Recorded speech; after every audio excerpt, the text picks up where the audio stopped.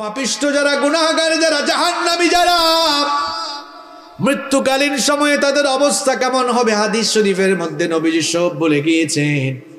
আজান হয়ে গেলে কিছু মানুষ নামাজে যায় না, এরকম আছে না নাই? নামাজের খবর নাই, সারাদিন মিথ্যা বলে বলে জবানটা নাপাক করে ফেলেছে, গীবত করতে করতে, চুগলখুরি করতে করতে নিজের জবানটাকে নাপাক করে ফেলেছে, সুদ খেতে খেতে নিজের জীবনকে নষ্ট করে ফেলেছে, আছে না নাই? অনেক জায়গায় গেলে বলে হুজুর সুদের ওয়াজ করেন, আমি বলি সুদের আবার কি ওয়াজ? একটা হাদিসই তো হেদায়েতের জন্য যথেষ্ট। নবীজি বলেছেন সুদের 70টিরও বেশি গুনাহ আছে, তার মধ্যে সর্বনিম্ন গুনাহ হলো নিজের মায়ের সঙ্গে জেনা করা। এর ওয়াজ তার জন্য। এই রকম অন্যায় করতে করতে, পাপ করতে করতে নিজেদের জীবনটাকে যারা বরবাদ করে ফেলেছে, মৃত্যু তো সবার কাছেই আসবে, নাকি আসবে না? এই লোকগুলোর যখন মৃত্যুর সময় চলে আসবে, মালাকুল মউত জাহান্নাম থেকে একদল ফেরেশতা নিয়ে তার কাছে আগমন করবেন। তার কাছে আগমন করে মালাকুল মউত বলবেন, ইয়া আইয়াতুহান নাফসুল খাবিথা, হে অপবিত্র আত্মা, পাপিষ্ঠ আত্মা, উখরুজি ইলা সাখাতিন মিনাল্লাহি ওয়া গযব, আল্লাহর অসন্তুষ্টি আর আল্লাহর গজবের উদ্দেশ্যে বের হয়ে আসো। এই কথা বলার পর ফাতাফাররাকা ফি জাসাদি, ওই গুনাহগার পাপিষ্ঠ জাহান্নামে লোকটার শরীরটা চূর্ণ বিচূর্ণ হয়ে যেতে থাকবে। মালাকুল মউতকে যখন পাপিষ্ঠগুলো মালাকুল মউতের ভয়ঙ্কর চেহারা যখন দেখবে, চক্ষুগুলো মোটা হয়ে যাবে। দেখবেন মানুষ, কিছু মানুষ যখন মারা যায় চক্ষুগুলো কেমন মোটা করে ফেলে। মালাকুল মউত যখন ভয়ঙ্কর চেহারা নিয়ে তার সামনে আসবেন, পুরো শরীরে কম্পন শুরু হয়ে যাবে, পুরো শরীরটা নড়ে চড়ে উঠবে, চূর্ণ বিচূর্ণ হয়ে যেতে থাকবে। মালাকুল মউত তার রুহটা কবজের জন্য যখন পায়ের কাছে গিয়ে চাপ মারবেন, লোকটার এমন যন্ত্রণা কষ্ট অনুভব হবে, সারা দুনিয়ার সমস্ত পাহাড় দিয়ে তাকে চাপলেও এত কষ্ট তার লাগবে না। মালাকুল মউত তাকে এমন ভাবে কষ্ট দেওয়া শুরু করবে, কষ্ট আর কষ্ট। সেদিন বুঝবে লোকটা কষ্ট কারে কয়, যন্ত্রণা কাকে বলে, যন্ত্রণা কত প্রকার কি কি, ওই দিন লোকটা হারে হারে টের পাবে। এমন ভাবে কষ্ট দেওয়া হবে, ওই যে আগের হাদিসগুলো বলে আসলাম, কোন জীবিত মানুষগুলোকে যদি ধরে চাকু দিয়ে কিংবা ছুরি দিয়ে চামড়াগুলো টেনে টেনে ছিলে ফেলা হয়, তার আর কি যন্ত্রণা লাগবে। এই লোকটা মৌতের সময় তার চাইতে বেশি কষ্ট পাবে। এই রকম কষ্ট দিয়ে দিয়ে মালাকুল মউত তার প্রাণ কবজ করা শুরু করবে। যখন পায়ের মধ্যে চাপ মারবে, রুহ গিয়ে চামড়ার নিচে লুকাবে। মালাকুল মউত যখন চামড়ার নিচে চাপ মারবে, মালাকুল মউত যখন চামড়ার নিচে চাপ মারবে, রুহ গিয়ে এবার লোমের নিচে লুকাবে। এই রকম কষ্ট দিয়ে দিয়ে দিয়ে দিয়ে লোকটার প্রাণ যখন একেবারে গলা পর্যন্ত চলে আসবে, লোকটা বুঝতে পারবে আমার দুনিয়া থেকে যাওয়ার সময় চলে এসেছে। নিজের হাত পাশে নিজেই ছেড়ে দিবে, মৃত্যুর জন্য প্রস্তুত হয়ে যাবে। এই লোকটা যখন, এই লোকটার রূহ যখন মালাকুল মউত কবজ করে ফেলবেন, ওই যে জাহান্নামের একদল বাহিনী নিয়ে এসেছিলেন, জাহান্নামের ফেরেশতাদের বাহিনী এবার ওই লোকটার রূহটাকে জাহান্নামের দুর্গন্ধযুক্ত কাপড়ের মধ্যে মুড়ায় ফেলবে। যখন তারা রওনা হবে, লোকটার আত্মা থেকে এমন নিকৃষ্ট দুর্গন্ধ বের হবে, এমন নিকৃষ্ট দুর্গন্ধ বের হবে। এই নিকৃষ্ট দুর্গন্ধযুক্ত আত্মা নিয়ে যখন তারা প্রথম আসমানে যাবে, প্রথম আসমানের দরজা খোলার জন্য অনুমতি চাওয়া হবে। ফেরেশতা বলবে, কোন অপবিত্র কোন পাপিষ্ঠ লোকটার আত্মা নিয়ে এসেছো? ফেরেশতারা পরিচয় করিয়ে দিবে, ওই তো ভাঙ্গা উপজেলার অমুক এলাকার অমুক লোকটার রূহ। ফেরেশতারা বলবে, এই দুর্গন্ধযুক্ত অপবিত্র জাহান্নামে পাপিষ্ঠ লোকটার জন্য, এই লোকটার জন্য আসমানের দরজা খোলা হবে না, তার রূহটাকে আইল্লিনে নেওয়ার সুযোগ দেওয়া হবে না। এই কথা বলে ফেরেশতা তার রূহটাকে এমন সজোরে ধাক্কা দিবে, এক ধাক্কার চোটে এই দুনিয়ার জমিনের 70,000 গজ মাটির নিচে সিজ্জিনের মধ্যে গিয়ে তার রূহটা পতিত হবে। মজা বুঝবা সেদিন। সিজ্জিন, যেখানে পাপিষ্ঠ জাহান্নামীদের আত্মাকে সংরক্ষণ করা হয়। আর যদি নেককার মানুষ হয়, 2 নাম্বার শুনেন, নেককার মানুষ যারা আজান হয়ে গেলে এই মসজিদে চলে যায়, হারাম খায় না, সুদ খায় না, ঘুষ খায় না, মানুষের উপর জুলুম করে না, মানুষের হক নষ্ট করে না, জবান দিয়ে মিথ্যা বলে না, মানুষের গীবত করে না, চুগলখুরি করে না, জবানটাকে পবিত্র রাখে, হেফাজত করে দিন মেনে চলে, আল্লাহকে ভয় করে জীবনযাপন পরিচালনা করে। মাত্র 20, 30, 50, 60, 70 বছরের হায়াত, এই হায়াতটাকে যারা আল্লাহর পথে কাটিয়ে দিয়েছে, ওই মানুষগুলোর মৃত্যুর সময় যখন চলে আসবে, মালাকুল মউত জান্নাতের একদল ফেরেশতা নিয়ে লোকটার কাছে এসে প্রথমে সালাম দিবে। জোরে কোন কি দিবে? বলেন তো, বেঈমান গুনাহগার পাপী তাকে কি সালাম দিয়েছে নাকি?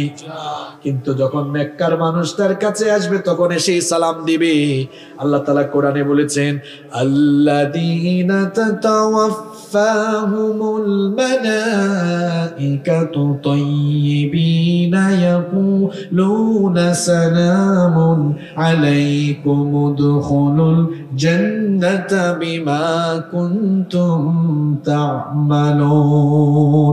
কোরআনুল কারীমের 16 নম্বর সূরা সূরাতুন নাহলের 32 নম্বর আয়াতে আল্লাহ তাআলা বললেন, ওই সকল পবিত্র লোকদের মৃত্যুর সময় ফেরেশতা এসে সালাম দিয়ে বলবে, আল্লাহর বান্দা তোমার উপরে সালাম, তোমার জন্য সালাম, তোমার প্রতি সালাম দিলাম, আল্লাহর জান্নাতে দাখিল হওয়ার জন্য তুমি প্রস্তুতি গ্রহণ করো।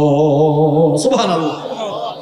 ফেরেশতা বলবে, ইয়া আইয়ুহান নাফসুত তাইয়্যিবা উখরুজি ইলা মাগফিরাতিন মিনাল্লাহি ওয়া রিদওয়ান। হে পবিত্র আত্মা, আল্লাহর সন্তুষ্টি আর ক্ষমার উদ্দেশ্যে তুমি বের হয়ে আসো। এই কথা বলে ফেরেশতা যখন তার রূহ কবজ করা শুরু করবে, নেককার দিনদার মানুষগুলোর রূহ যখন কবজ করা হবে, মৃত্যুর যন্ত্রণা তাদের আর ফিল হবে না। ব্যাপারটির উদাহরণ আমি এইভাবে দিচ্ছি, দেখবেন ছোট্ট বাচ্চারা ক্ষুধা পেলে কি করে? আপনাদের এলাকায় হাসে নাকি? ছোট্ট বাচ্চারা ক্ষুধা পেলে কি করে? কান্না করে। কান্না করার পর মা যখন সন্তানকে কুলে নিয়ে দুধ খাওয়ায়, দুধ পান করায়, বাচ্চা তখন কি কান্না করে নাকি? বাচ্চা তখন কান্না বন্ধ করে দুধ পান করে করে আরাম করে ঘুমিয়ে যায়। নেককার দিনদার আল্লাহওয়ালা মানুষ যারা, এদের মৃত্যুর সময় অবস্থা এমন হবে, একটি শিশু মায়ের কোলে দুধ পান করে যেমন আরাম করে ঘুমিয়ে যায়, ঠিক তেমনি ভাবে আল্লাহওয়ালা দিনদার মানুষগুলোর মৃত্যুর সময় ফেরেশতা এসে যখন জান্নাতের দৃশ্য তুলে ধরবে, জান্নাতের দৃশ্য দেখতে দেখতে দেখতে দেখতে আরাম করে সে ঘুমায়া যাবে। আল্লাহ এমন মৃত্যু আমাদেরকে নসিব করে দিও। আরো আসতে বলে না আমিন। তার রূহটাকে কবজ করার পর ফেরেশতারা এবার, জান্নাতি ফেরেশতারা এবার ওই পবিত্র লোকটার রূহটাকে এবার জান্নাতি কাফনের কাপড় দিয়ে মোড়াবে, জান্নাতি কাফনের কাপড় দিয়ে মোড়াবে। আর এমন সুগন্ধ তার আত্মা থেকে বের হতে থাকবে, মেশকের সুগন্ধির চাইতেও আরো সুগন্ধি বের হতে থাকবে। প্রথম আসমানে যখন যাওয়া হবে, প্রথম আসমানে যাওয়ার পর আসমানের দরজা খোলার জন্য অনুমতি চাওয়া হবে। ফেরেশতা আহলান সাহলান, ওয়েলকাম ওয়েলকাম, মোবারকবাদ জানিয়ে দরজা খুলে দিবে আর বলবে, কোন লোকটার রূহ নিয়ে এসেছো? এত সুগন্ধি ছড়ায়, চতুর্দিক থেকে শুধু সুগন্ধি বের হয়। ফেরেশতারা পরিচয় করিয়ে দিবে, ভাঙ্গা উপজেলার অমুক এলাকার অমুক লোক। লোকটা বড় নামাজি ছিল, আল্লাহওয়ালা ছিল, মা বাবার খেদমত করতো, আল্লাহকে ভয় করে জীবনযাপন করতো, কোনোদিন হারাম আর অন্যায় পথে জীবনযাপন করে নাই। ফেরেশতারা ওয়েলকাম করে যখন প্রথম আসমানের দরজা খুলে দিবে, এইভাবে একটার পর একটা দরজা খুলতে খুলতে 7 আসমানের উপরে ইল্লিন রয়েছে। ইল্লিন হচ্ছে আল্লাহওয়ালা মুত্তাকি পরহেজগার জান্নাতি মানুষদের রূহ সংরক্ষণ করার জায়গা। ফেরেশতারা সেখানে নিয়ে ওই লোকটার রূহকে সংরক্ষণ করবে। আর তখন তাকে বলা হবে, ইয়া আইয়াতুহান নাফসুল মুতমাইন্নাতু রজিই ইলা রাব্বিকি রাদিয়াতাম মারদিয়া ফাদখুলি ফি ইবাদি ওয়াদখুলি জান্নাতি। বলা হবে, হে প্রশান্ত আত্মা, হে প্রশান্ত আত্মা, আল্লাহর সন্তুষ্টির উদ্দেশ্যে বের হয়ে আসো, আল্লাহর নেককার বান্দাদের মধ্যে শামিল হও আর আল্লাহর জান্নাতের ভেতরে দাখিল হয়ে যাও। এটা হচ্ছে নেককারদের মৃত্যুর অবস্থা। 3 নম্বর কি বলেছিলাম? শহীদ। শহীদ যারা, এই দুনিয়ার সবচেয়ে বড় সৌভাগ্যবান হলো তারা। কারণ দুনিয়ায় যত প্রকারের মৌত রয়েছে, যত প্রকারের মৃত্যু রয়েছে, সর্বশ্রেষ্ঠ মৃত্যু হলো শাহাদাতের মৃত্যু। কারণ সকল মৃত্যুর পরেই হিসাব নিকাশ আছে, বিচার আছে। আর শাহাদাতের মৃত্যুর পরে কোনো হিসাব নাই, বিচার নাই। বিনা হিসাবে বিনা বিচারে আল্লাহ শহীদদেরকে জান্নাত দান করে দিবে। শহীদদের মৃত্যুকালীন যন্ত্রণাটাও কেমন শুনে নেন। আল্লাহর নবী বলেছেন, যারা আল্লাহর দ্বীনের জন্য শহীদ হবে, আল্লাহর দ্বীনের জন্য জীবন দিতে গিয়ে মাঝে মাঝে তোমরা তাদেরকে দেখবে হাত পা কেটে হয়তো বাতিলরা তাদেরকে হত্যা করে ফেলবে, হয়তো তাদের দেহটাকে ক্ষত বিক্ষত করে নির্মম ভাবে হত্যা করা হবে, কাউকে কাউকে হয়তো ফাঁসিতে ঝুলাইয়া হত্যা করা হবে। তোমরা যারা দুনিয়াতে বাস করো, দুনিয়ার দৃষ্টিকোণ থেকে তোমরা মনে করো হয়তো লোকটা অনেক আযাব পেয়ে পেয়ে, কষ্ট পেয়ে পেয়ে দুনিয়া থেকে বিদায় হয়। নবীজি বলছেন, তোমাদের ধারণা ভুল। হাতের মধ্যে চিমটি কাটলে মানুষ যেমন সামান্য ব্যথা পায়, ঠিক তেমনি ভাবে শহীদ যখন দুনিয়া থেকে যায় তার চাইতেও আরো কম ব্যথা পেয়ে দুনিয়া থেকে চলে যায়। আর শহীদদেরকে আল্লাহ এমন মর্যাদা দিয়েছেন, আমি তো আগেই বললাম, শহীদদের কাছ থেকে আল্লাহ হিসাব করবেন না, বিচারও চাইবেন না। বিনা হিসাবে বিনা বিচারে আল্লাহ তাদেরকে জান্নাত দিবেন। শহীদি মৃত্যুটা হচ্ছে একটা পুল বা সাঁকোর মতো। এখানে আসার সময় একটা সাঁকো দেখে আসলাম, পুল দেখে ব্রিজ বুঝেন তো আপনারা? ব্রিজের কাজ হলো এক পাশের রাস্তা এক সাইডের সাথে আরেক সাইডের জুলা লাগানো। শহীদি মৃত্যুটা হলো একটা সাঁকো, এই পারে দুনিয়া আর সাঁকোটা হলো শহীদি মৃত্যু। এই শহীদি মৃত্যুর মাধ্যমে সাঁকোটা পাশ দিলেই, সাঁকোটা পাশ দেওয়া মাত্রই আল্লাহর জান্নাতের দরজা খুলে যায়। এই জন্য নবীজি নিজেই শহীদ হওয়ার জন্য ব্যাকুল ছিলেন। নবীজি বলেছেন, আমার মনটা চায় জিহাদ করে করে আমি শাহাদাতের পেয়ালা পান করি, আবার যদি আল্লাহ আমাকে জীবন দেন, আমার ইচ্ছা হয় আবার জিহাদ করি, আবার শহীদ হই। আমার ইচ্ছা হয় আবার যদি আল্লাহ জীবন দেন, আবার আমি জিহাদ করে শহীদ হয়ে জীবনটা আল্লাহর রাস্তায় বিলায়া দিই। সুবহানাল্লাহ পড়তে মন চায় না? আল্লাহর নবীর সাহাবী ওমর রাদিয়াল্লাহু আনহু কি কম মর্যাদার সাহাবী? হ্যাঁ, কি মনে করেন আপনি? নবীজি এই ওমর রাদিয়াল্লাহু আনহুর ব্যাপারে বলেছেন, আকাশের মধ্যে কত তারকা আছে বর্তমান বিজ্ঞান কি বলতে পেরেছে নাকি?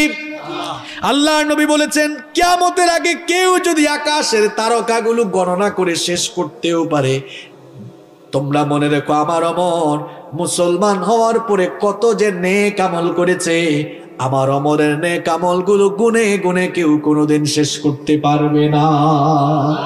ওমর রাদিয়াল্লাহু আনহুর ব্যাপারে নবীজি কত বড় কথা বললেন শুনেন। নবীজি বললেন, লা নাবিয়্যা ওয়ালা রাসূলা মিন বাদি, আমার পরে কোনো নবী নাই, আমার পরে কোনো রাসূল নাই। লাউ কানা নাবিয়্যাম মিন বাদি লাকানা ওমর, আমার পরে কেউ যদি নবী হওয়ার যোগ্যতা রাখতো, আমার ওমর আমার পরে নবী হয়ে যেত। সেই ওমর রাদিয়াল্লাহু আনহু হাত তুললে কি দোয়া করতেন শুনেন।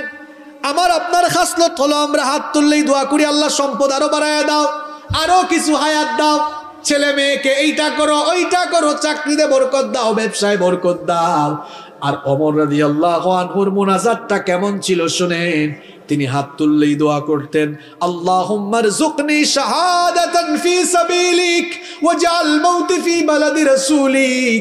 তিনি বলতেন, অগরাব আমাকে তুমি রাসূলের পবিত্র শহরে মৃত্যু নসিব করে দিও, আর মৃত্যুর সময় শাহাদাতের মৃত্যু নসিব করে দিও। দোয়া কবুল হয়েছে, রাসূলের শহরেই শাহাদাতের মৃত্যু তার হয়েছে। সুবহানাল্লাহ। আল্লাহর নবীর সাহাবীরা শহীদ হওয়ার জন্য এইরকম পাগল পারা ছিলেন। এই জন্য শাহাদাতের তামান্না আমাদের দিলের ভেতরেও থাকার দরকার আছে না নাই? শাহাদাতের তামান্না যদি আমাদের দিলে থাকে, লাভটা হবে কি শোনেন। শাহাদাতের আকাঙ্ক্ষা যদি থাকে, যদি আপনি শহীদ না হন, একটা বেনিফিট আছে না নাই? নবীজি বলেছেন, মান সাআলাল্লাহু শাহাদাতি বিসিদকিন বাল্লাগাহুল্লাহু মানাজিলাশ শুহাদা ওয়া ইম্মা তাআলা ফিরাশি। নবীজি বলেছেন, কারো দিলের মধ্যে, কারো অন্তরের মধ্যে যদি শাহাদাতের তামান্না থাকে, আর লোকটা যদি শহীদ না হয়ে বিছানায়ও মারা যায়, দিলের মধ্যে শাহাদাতের তামান্না থাকার কারণে আল্লাহ তাআলা তাকে শহীদি মৃত্যুর মর্যাদা দান করে দিবে। মরতেই হবে যখন, শহীদি মরণ দিও আমাকে। শাহাদাত জানি শুধুই জীবন, সে জীবন দিও আমাকে। মরতেই হবে যখন, শহীদি মরণ দিও আমাকে।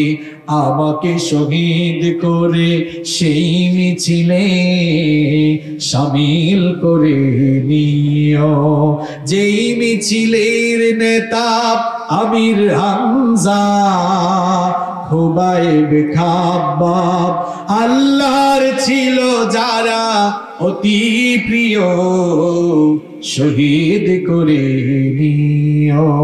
বলেন আমিন। যারা আল্লাহর রাস্তায় মারা যায়, আল্লাহ বলছেন তারা মরে না, তারা জীবিত। সুবহানাল্লাহ পড়েন। আল্লাহর পথে যারা জীবন দিল, তাদেরকে মৃত বলো না।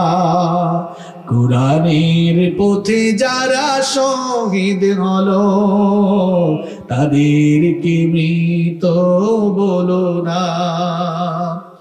ওরা তো চায়নি কো আয়েশে জীবন, চায়নি কো তারা জুলুম শোষণ। আল্লাহর এই পৃথিবীতে তারা, আল্লাহর এই পৃথিবীতে তারা চেয়েছিল আল্লাহর শাসন, তাদেরকে মৃত বলো না। অন্যায় আর মিথ্যার সাথে আপোষ করেনি তারা কোনো মতে। লাল তাজা খুন ঢেলে দিয়ে গেছে এই নগরী, এই রাজপথে। মৃত্যু তাদের কাছে নয় তো মৃত্যু আরেক নাম নবজীবনে। হে খোদা মৃত্যুর এই বাসনা, হে খোদা মৃত্যুর এই বাসনা দাও অন্তরে সব মুমিনের, তাদেরকে মৃত বলো না। আল্লাহর পথে যারা জীবন দিল, তাদেরকে মৃত বলো না। নিষেধ করেছেন কে? নিষেধ করেছেন কে? এই মৃত্যু আমাদের কাছে আসবে না। মৃত্যুর বৈশিষ্ট্য আর মৃত্যু যন্ত্রণার ধরন বললাম। সর্বশেষ যে কথাটি বলতে চাই, আল্লাহর নবীকে প্রশ্ন করা হয়েছিল, মান আকিয়াসুন নাস ওয়া আহজামুন নাস। নবীকে প্রশ্ন করা হলো, নবী গো সবচেয়ে চালাক আর বুদ্ধিমান কে? এই প্রশ্ন আপনাদেরকে করলে ভাঙ্গার মানুষ তো চাঙ্গা জবাব দিবে, হুজুর কম বয়সে যারা মাল কামাইছে, জায়গা সম্পদ বাড়ি গাড়ি করে ফেলছে, এরাই চালাক। এই উত্তর কি সঠিক? আপনি না হয় একটা বাড়ি বানিয়েছেন, একটা বাড়ি করতে করতে মানুষের 40-50 বছর সময় লেগে যায়। ধরলাম 60 বছর বাঁচবেন, 50 বছর লাগলো বাড়ি করতে, থাকবেন আর কয়দিন? কথা কন না কেন? এই 10 বছরে তো আরামে থাকার জন্য এত হারামখুরি করে যাচ্ছেন, আর কবরে কত হাজার কোটি বছর থাকবেন আপনি জানেন না। কবরের বাড়ি কি ভালো করে তৈরি করেছেন? নিজের বিবেককে প্রশ্ন করুন। আমি এমন বহু মানুষ দেখেছি, বাড়ি বানাচ্ছে বাড়িটা শেষ আর কয়েকদিন পর উঠে যাবে, ওই সময় মরে গেছে। আছে? আল্লাহ নবীকে জিজ্ঞেস করা হলো সবচেয়ে চালাক আর বুদ্ধিমান কে? নবীজি কি জবাব দিলেন দেখেন, আকসারুহুম যিকরাল লিল মাউত ওয়া আকসারুহুম ইস্তিদাদাল লিল মাউত। নবীজি বললেন, মানুষের মধ্যে সবচেয়ে চালাক আর বুদ্ধিমান হলো সে ব্যক্তি যে বেশি বেশি মৃত্যুর কথা স্মরণ করে মৃত্যুর জন্য প্রস্তুতি গ্রহণ করে। সুবহানাল্লাহ।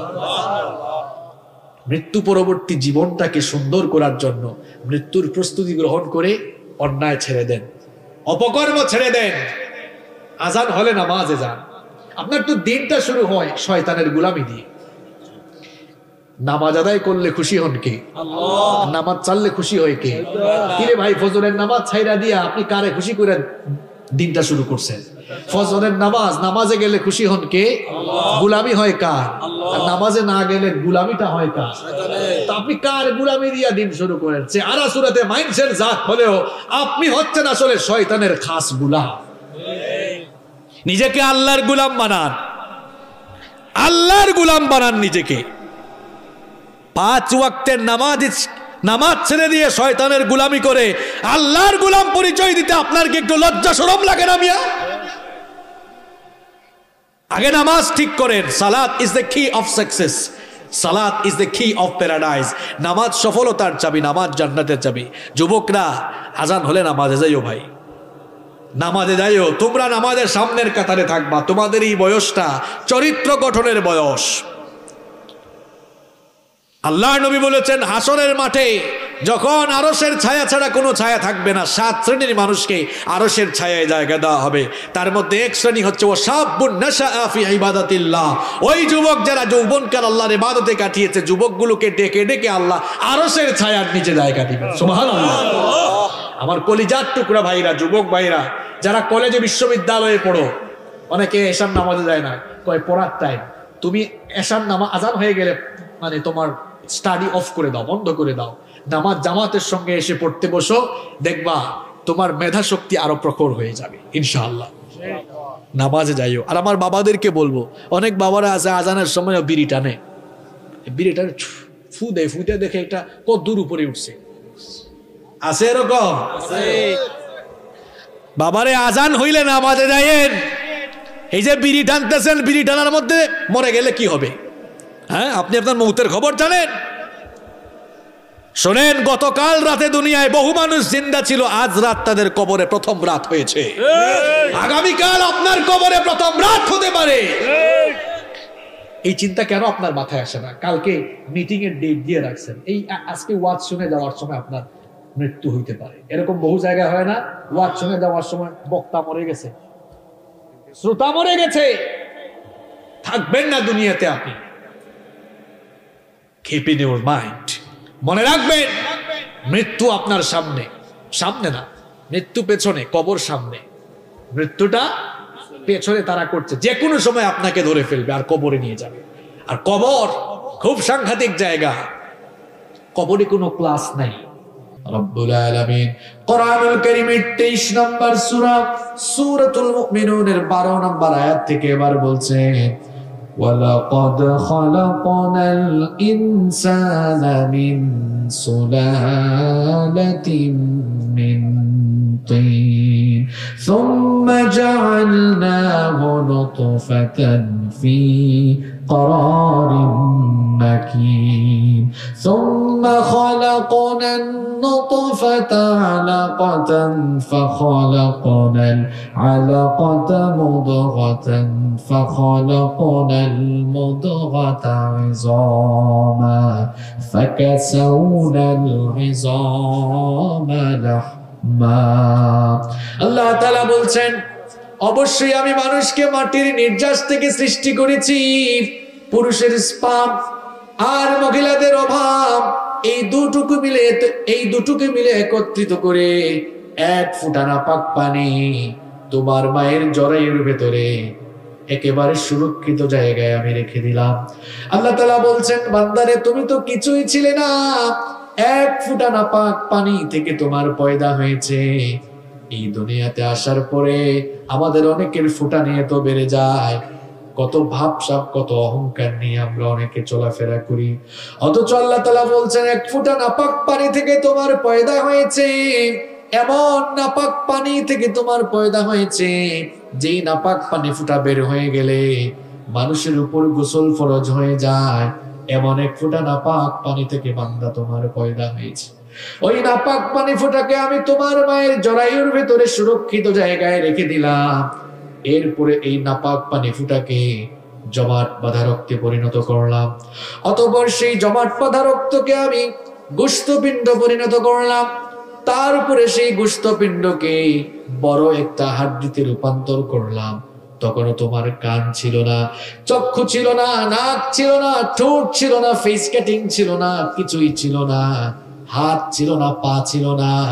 আল্লাহ তাআলা বলছেন, এরপরে আমি হাড্ডির উপরে গোশতের পোশাক পরিয়ে দিয়ে তোমার হাত দিলাম, পা দিলাম, চোখ দিলাম, ঠোঁট দিলাম, নাক দিলাম, কান দিলাম, সুন্দর একটা ফেস কাটিং দিয়ে তোমার মায়ের গর্ভের ভেতরে আমি আল্লাহ তোমাকে বানালাম।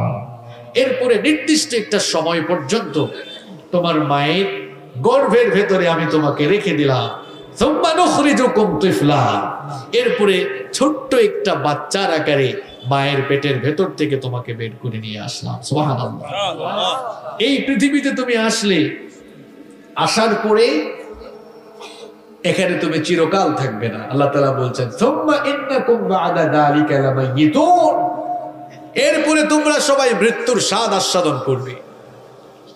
সুম্মা ইন্নাকুম ইয়াওমাল কিয়ামাতি তুবআসুন, এরপরে তোমাদেরকে ডে অফ রিসারেকশন, পুনরুত্থান দিবসে তোমাদেরকে কবর থেকে উঠে হাসরের মাঠে একত্রিত করবেন কে? কিছুই ছিলাম না আমরা, আমাদেরকে সৃষ্টি করে পয়দা করে দুনিয়াতে পাঠিয়েছেন কে? যেখানে এসেছি সেখানে থাকবো না, যার কাছ থেকে এসেছি তার কাছেই চলে যাব। ইন্না লিল্লাহি ওয়া ইন্না ইলাইহি রাজিউন, নিশ্চয়ই আমরা আল্লাহ এবং আমরা আবার তার কাছেই ফিরে যাব। তার সাউন্ড অ্যাডজাস্টমেন্ট কিন্তু খুবই ভয়াবহ খারাপ। এটা এখন ঠিক করার ইয়া না, আপনি ঠিক করবেন না, ঠিক করতে গেলে এখন অসুবিধা হবে। এটা তো আমি মাহফিলে আসার আগে বলে দেই, আমার মনে হয় এই কমিটিকেও সকাল। আর আপনারা যারা মাইকের ভাইরা আছেন, একটা প্রোগ্রামে এতগুলো মানুষ আসে, আমরাও আসি কষ্ট করে, সাউন্ড যদি অ্যাডজাস্টমেন্ট করতে না পারেন প্রোগ্রামের সবকিছু তো আপনারা নষ্ট করে ফেলবেন। আপনার মাইক্রোফোনগুলো কি দিয়েছেন আমি জানি না, আপনি মাইক্রোফোন দিবেন আহুজা 3400 অথবা 3500 মডেল, তাই এটা এগিয়ে গিয়ে বলতেছি কথা, তাও তো যায় না।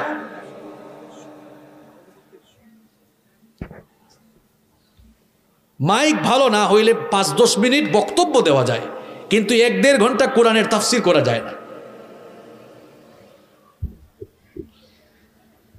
সম্মানিত সুধী মণ্ডলী, দাঁড়ান, এখন আর ঠিক হবে না। আপনারা বছরে মাহফিল করেন একটা, আর আমরা ডেইলি করি 2-3টা, আমাদের অভিজ্ঞতা আছে তো আপনাদের চেয়ে বেশি।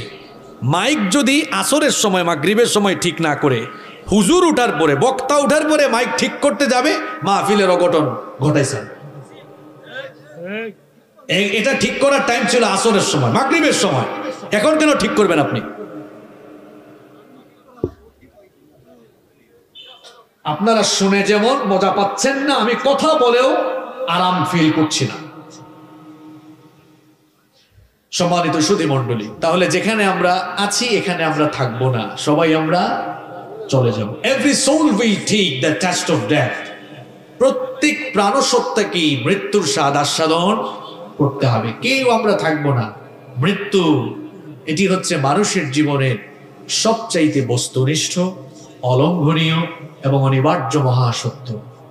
এই মৃত্যুর হাত থেকে আমরা কেউ রেহাই পাবো না, কেউ রেহাই পায়নি, কেউ ভবিষ্যতে পাবেও না। এই মৃত্যুর কিছু বৈশিষ্ট্য রয়েছে, দেয়ার আর সাম ক্যারেক্টারিস্টিক অফ ডেথ, মৃত্যুর কিছু বৈশিষ্ট্য রয়েছে। এই মৃত্যুর মোট 8টি বৈশিষ্ট্য রয়েছে। আমার কথা আপনারা বুঝে থাকলে জবাব দেন তো, মৃত্যুর মোট কয়টি বৈশিষ্ট্য রয়েছে? 8টি। চলেন আমরা জেনে নেই। ফার্স্ট অফ অল, প্রথমত হচ্ছে এটি এমন একটি বিষয়, মৃত্যু এটি এমন এক পেয়ালা, এই পেয়ালা থেকে সবাই পান করবে, মরণের স্বাদ সকলকেই ভোগ করতে হবে। প্রত্যেকটি প্রাণসত্তাকেই মরণের স্বাদ আস্বাদন করতে হবে। এই জন্য যাদের প্রাণ আছে কেউ যেন মৃত্যু সম্পর্কে গাফেল হয়ে না যায়। রব্বুল আলামিন এই মৃত্যুর কথা একটি আয়াতে নয়, কোরআনুল কারীমের ভিন্ন ভিন্ন 4টি জায়গায় আল্লাহ একই কথা 4 বার বলেছেন।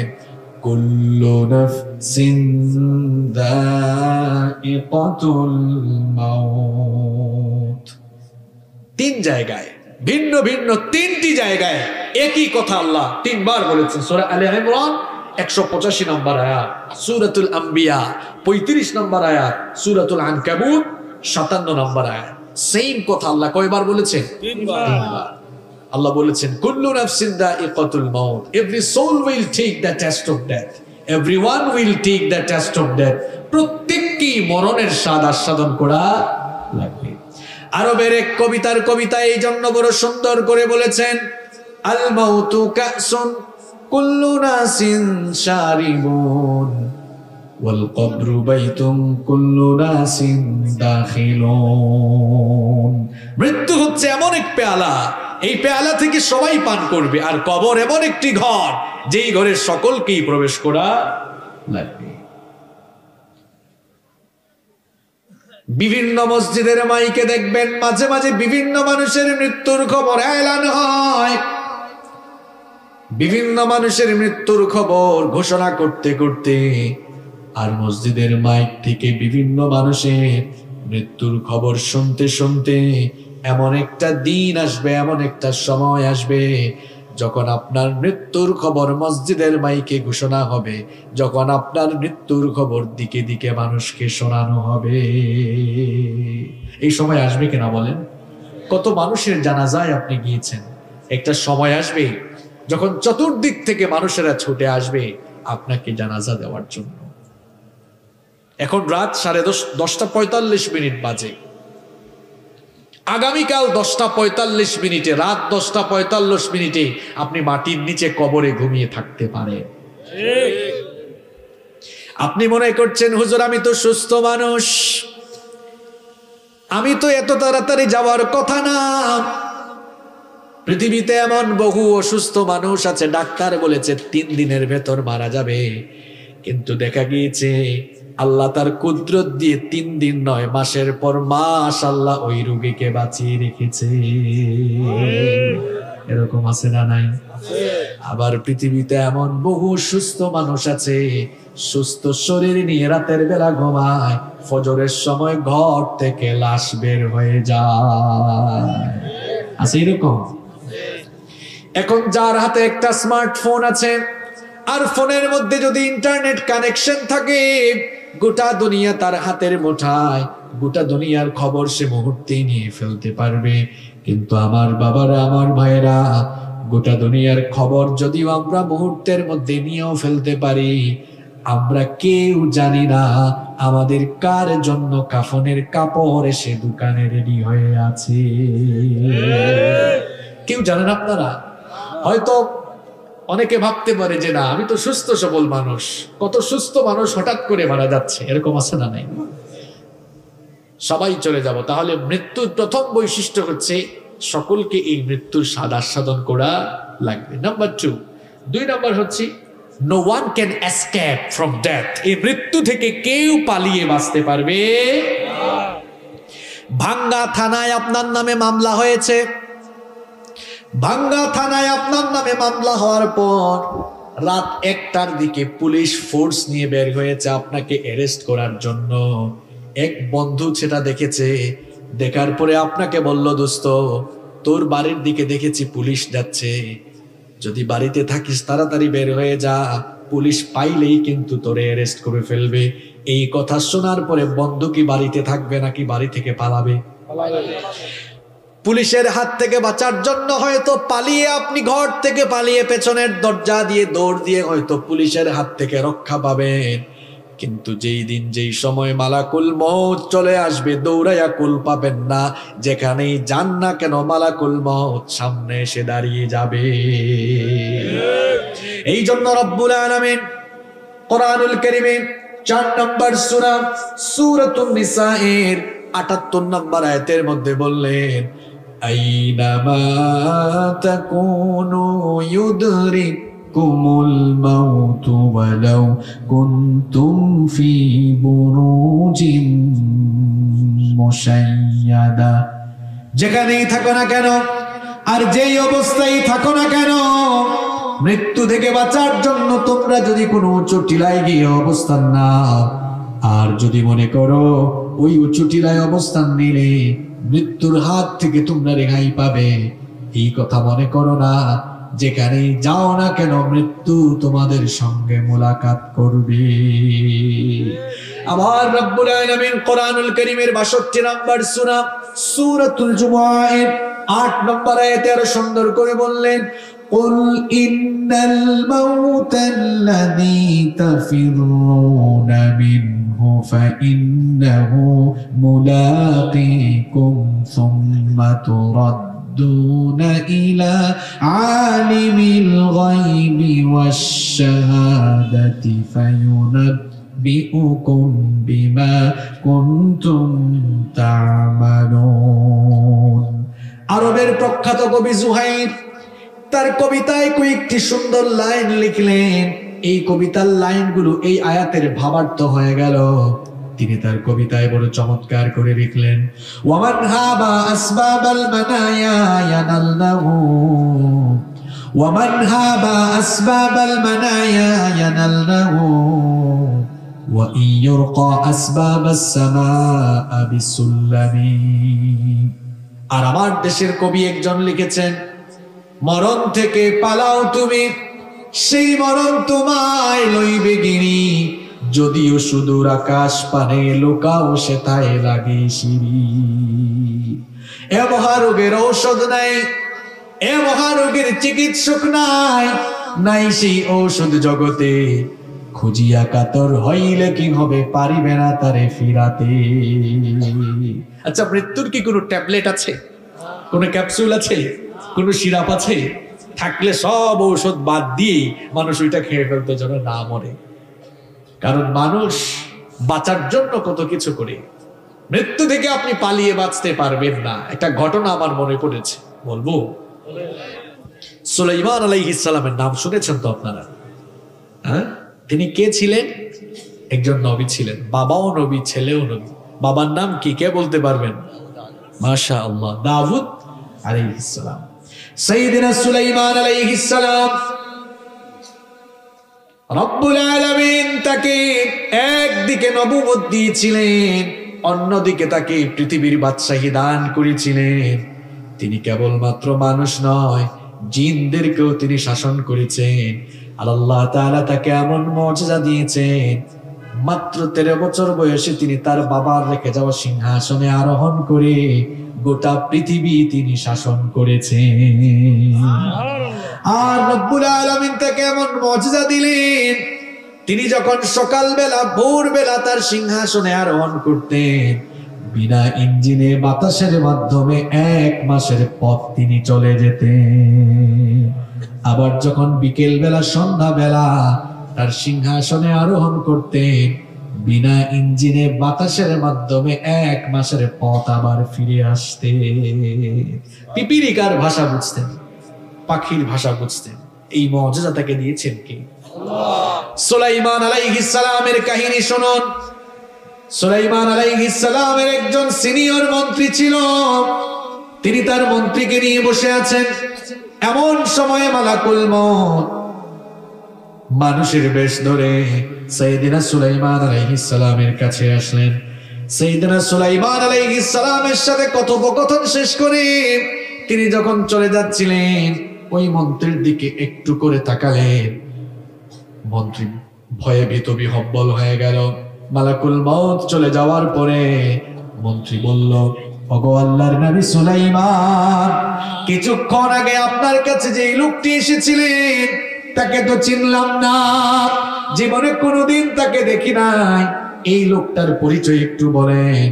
সুলাইমান আলাইহিস সালাম তার মন্ত্রীকে বললেন, ও আমার মন্ত্রী শোনো, ইনি কোনো সাধারণ মানুষ না, মানুষের বেশ ধরে মালাকুল মউত আমার কাছে এসেছিলেন। এই কথা শোনা মাত্রই মন্ত্রীর কলিজা আরো কেঁপে উঠল। সে তখন বলল, গো আল্লাহর নবী সুলাইমান, এই জন্য তো লোকটা যাওয়ার সময় আমার দিকে এমন ভাবে তাকিয়েছিল, আমার পুরো কলিজা কেঁপে উঠেছিল। তার তাকানোর ভাব দেখে আমি বড় ভীত সন্তুষ্ট হয়ে গিয়েছিলাম। গো আল্লাহর নবী সুলাইমান, আল্লাহ তাআলা তো আপনাকে মুজিজা দিয়েছেন, বাতাসকে আপনার আদেশের অনুগত করে দিয়েছেন। আপনি বাতাসকে হুকুম করেন, বাতাস যেন আমাকে এখান থেকে নিয়ে হিন্দুস্তানের একটা দূরবর্তী জায়গায় রেখে আসে। সাইয়েদনা সুলাইমান আলাইহিস সালাম তার মন্ত্রীর কথা মোতাবেক বাতাসকে আদেশ করলেন, আর বাতাস তার মন্ত্রীকে নিয়ে হিন্দুস্তানের একটি দূরবর্তী জায়গায় রেখে আসলো। পরের দিন মালাকুল মউত সাইয়েদনা সুলাইমান আলাইহিস সালামের কাছে যখন আসলেন, সুলাইমান আলাইহিস সালাম প্রশ্ন করলেন, কি ব্যাপার, গতকাল তুমি যখন আমার কাছে এসেছিলে আমার মন্ত্রীর দিকে কেমন করে তাকিয়েছিলে বলো? বেচারা আমার মন্ত্রী তো বড় ভয় পেয়ে গিয়েছিল, ভীত সন্ত্রস্ত হয়ে গিয়েছিল।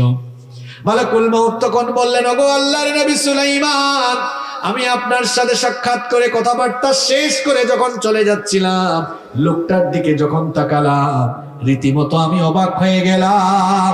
কারণ আপনার সাথে সাক্ষাৎ শেষ করার পরে আল্লাহর দেওয়া শিডিউল ছিল এই লোকটার জান আমি কবজ করব হিন্দুস্তানের একটা জায়গা থেকে। মনে মনে চিন্তা করলাম, যে লোকটার জান এখন গিয়ে আমি হিন্দুস্তান থেকে কবজ করব, এই মুহূর্তে সে আপনার পাশে কি করে? লোকটাকে আপনার পাশে দেখে আমি বড় অবাক হয়ে গেলাম। এই জন্য তার দিকে আমি অবাক নয়নে তাকিয়েছিলাম। কিন্তু আরো অবাক হয়ে গেলাম আমি আল্লাহর শিডিউল মোতাবেক কিছুক্ষণ পরেই যখন হিন্দুস্তানের ওই জায়গায় গেলাম, লোকটাকে আবার গিয়ে ওই জায়গাতে পেয়ে গেলাম। ব্যাপার বুঝলাম না, এত কম সময়ে লোকটা এই জায়গায় চলে আসলো কেমনে? সুলাইমান আলাইহিস সালাম পুরো ঘটনা শোনালেন। পুরো ঘটনা শুনিয়ে বললেন, আহারে মালাকুল মউত, শোনো, আমার মন্ত্রী বেচারা মৃত্যু থেকে বাঁচার জন্য হিন্দুস্তান পর্যন্ত গিয়েও তো কোনো লাভ হলো না, মরণের হাত থেকে সে রেহাই পেল না। মরণের হাত থেকে রেহাই পেয়েছে। ঘটনা কি মন দিয়ে শুনছেন আপনারা? আমি কিন্তু কোরআন হাদিসের বাইরে কোনো কিচ্ছা বলবো না, মনোযোগ দিয়ে শুনবেন। নাকি ঘুম চলে আসছে আপনাদের? তাহলে মৃত্যুর 2 নম্বর বৈশিষ্ট্য আমরা পেলাম, এই মৃত্যু থেকে কেউ পালিয়ে বাঁচতে পারবে না। মৃত্যুর কয়টা বৈশিষ্ট্য বলবো বলছিলাম? কয়টা বলছি কয়টা? 2টা। নাম্বার 3 নম্বর হচ্ছে no one can leave from death home. মৃত্যুর থাবা থেকে কেউ রেহাই পাবে না, এমনকি পয়গম্বরেরা পর্যন্ত মৃত্যুর থাবা থেকে রেহাই পান না। আল্লাহু আকবার। বলেন তো, এই পৃথিবীর সমস্ত মানুষের বাপের নাম কি? আর একটু জোরে বলেন। আরে ভাঙ্গার মানুষ তো চাঙ্গা হওয়ার কথা, জবাবও চাঙ্গা হবে, তাই না? তাইলে বলেন, পৃথিবীর সমস্ত মানুষের বাবার নাম কি? আদম আলাইহিস সালাম কি মৃত্যুর হাত থেকে রেহাই পেয়েছেন নাকি? এবার শুনুন, ঘটনা তো আরেকটা মনে পড়ে গিয়েছে, বলবো নাকি বিরক্ত লাগে, খারাপ লাগে? সাইয়েদনা আদম আলাইহিস সালামকে রব্বুল আলামিন তার নিজের কুদরতি হাতে বানালেন। সাইয়েদনা আদম আলাইহিস সালামকে রব্বুল আলামিন তার নিজের কুদরতি হাতে বানানোর পরে নিজেই তার ভেতরে আল্লাহ রূহ ফুঁকে দিলেন। এরপরে সাইয়েদনা আদম আলাইহিস সালামের পিঠের মধ্যে হাত বুলিয়ে এই পৃথিবীতে আদমের অনাগত সকল সন্তানদের রূহগুলোকে আল্লাহ বের করে আনলেন।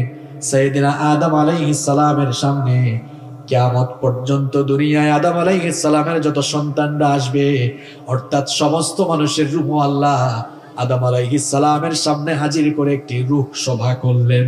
বলেন তো, জনগণ দিয়ে কি সভা হয়? আর একটু জোরে বলেন, জনগণ দিয়ে কি সভা হয়?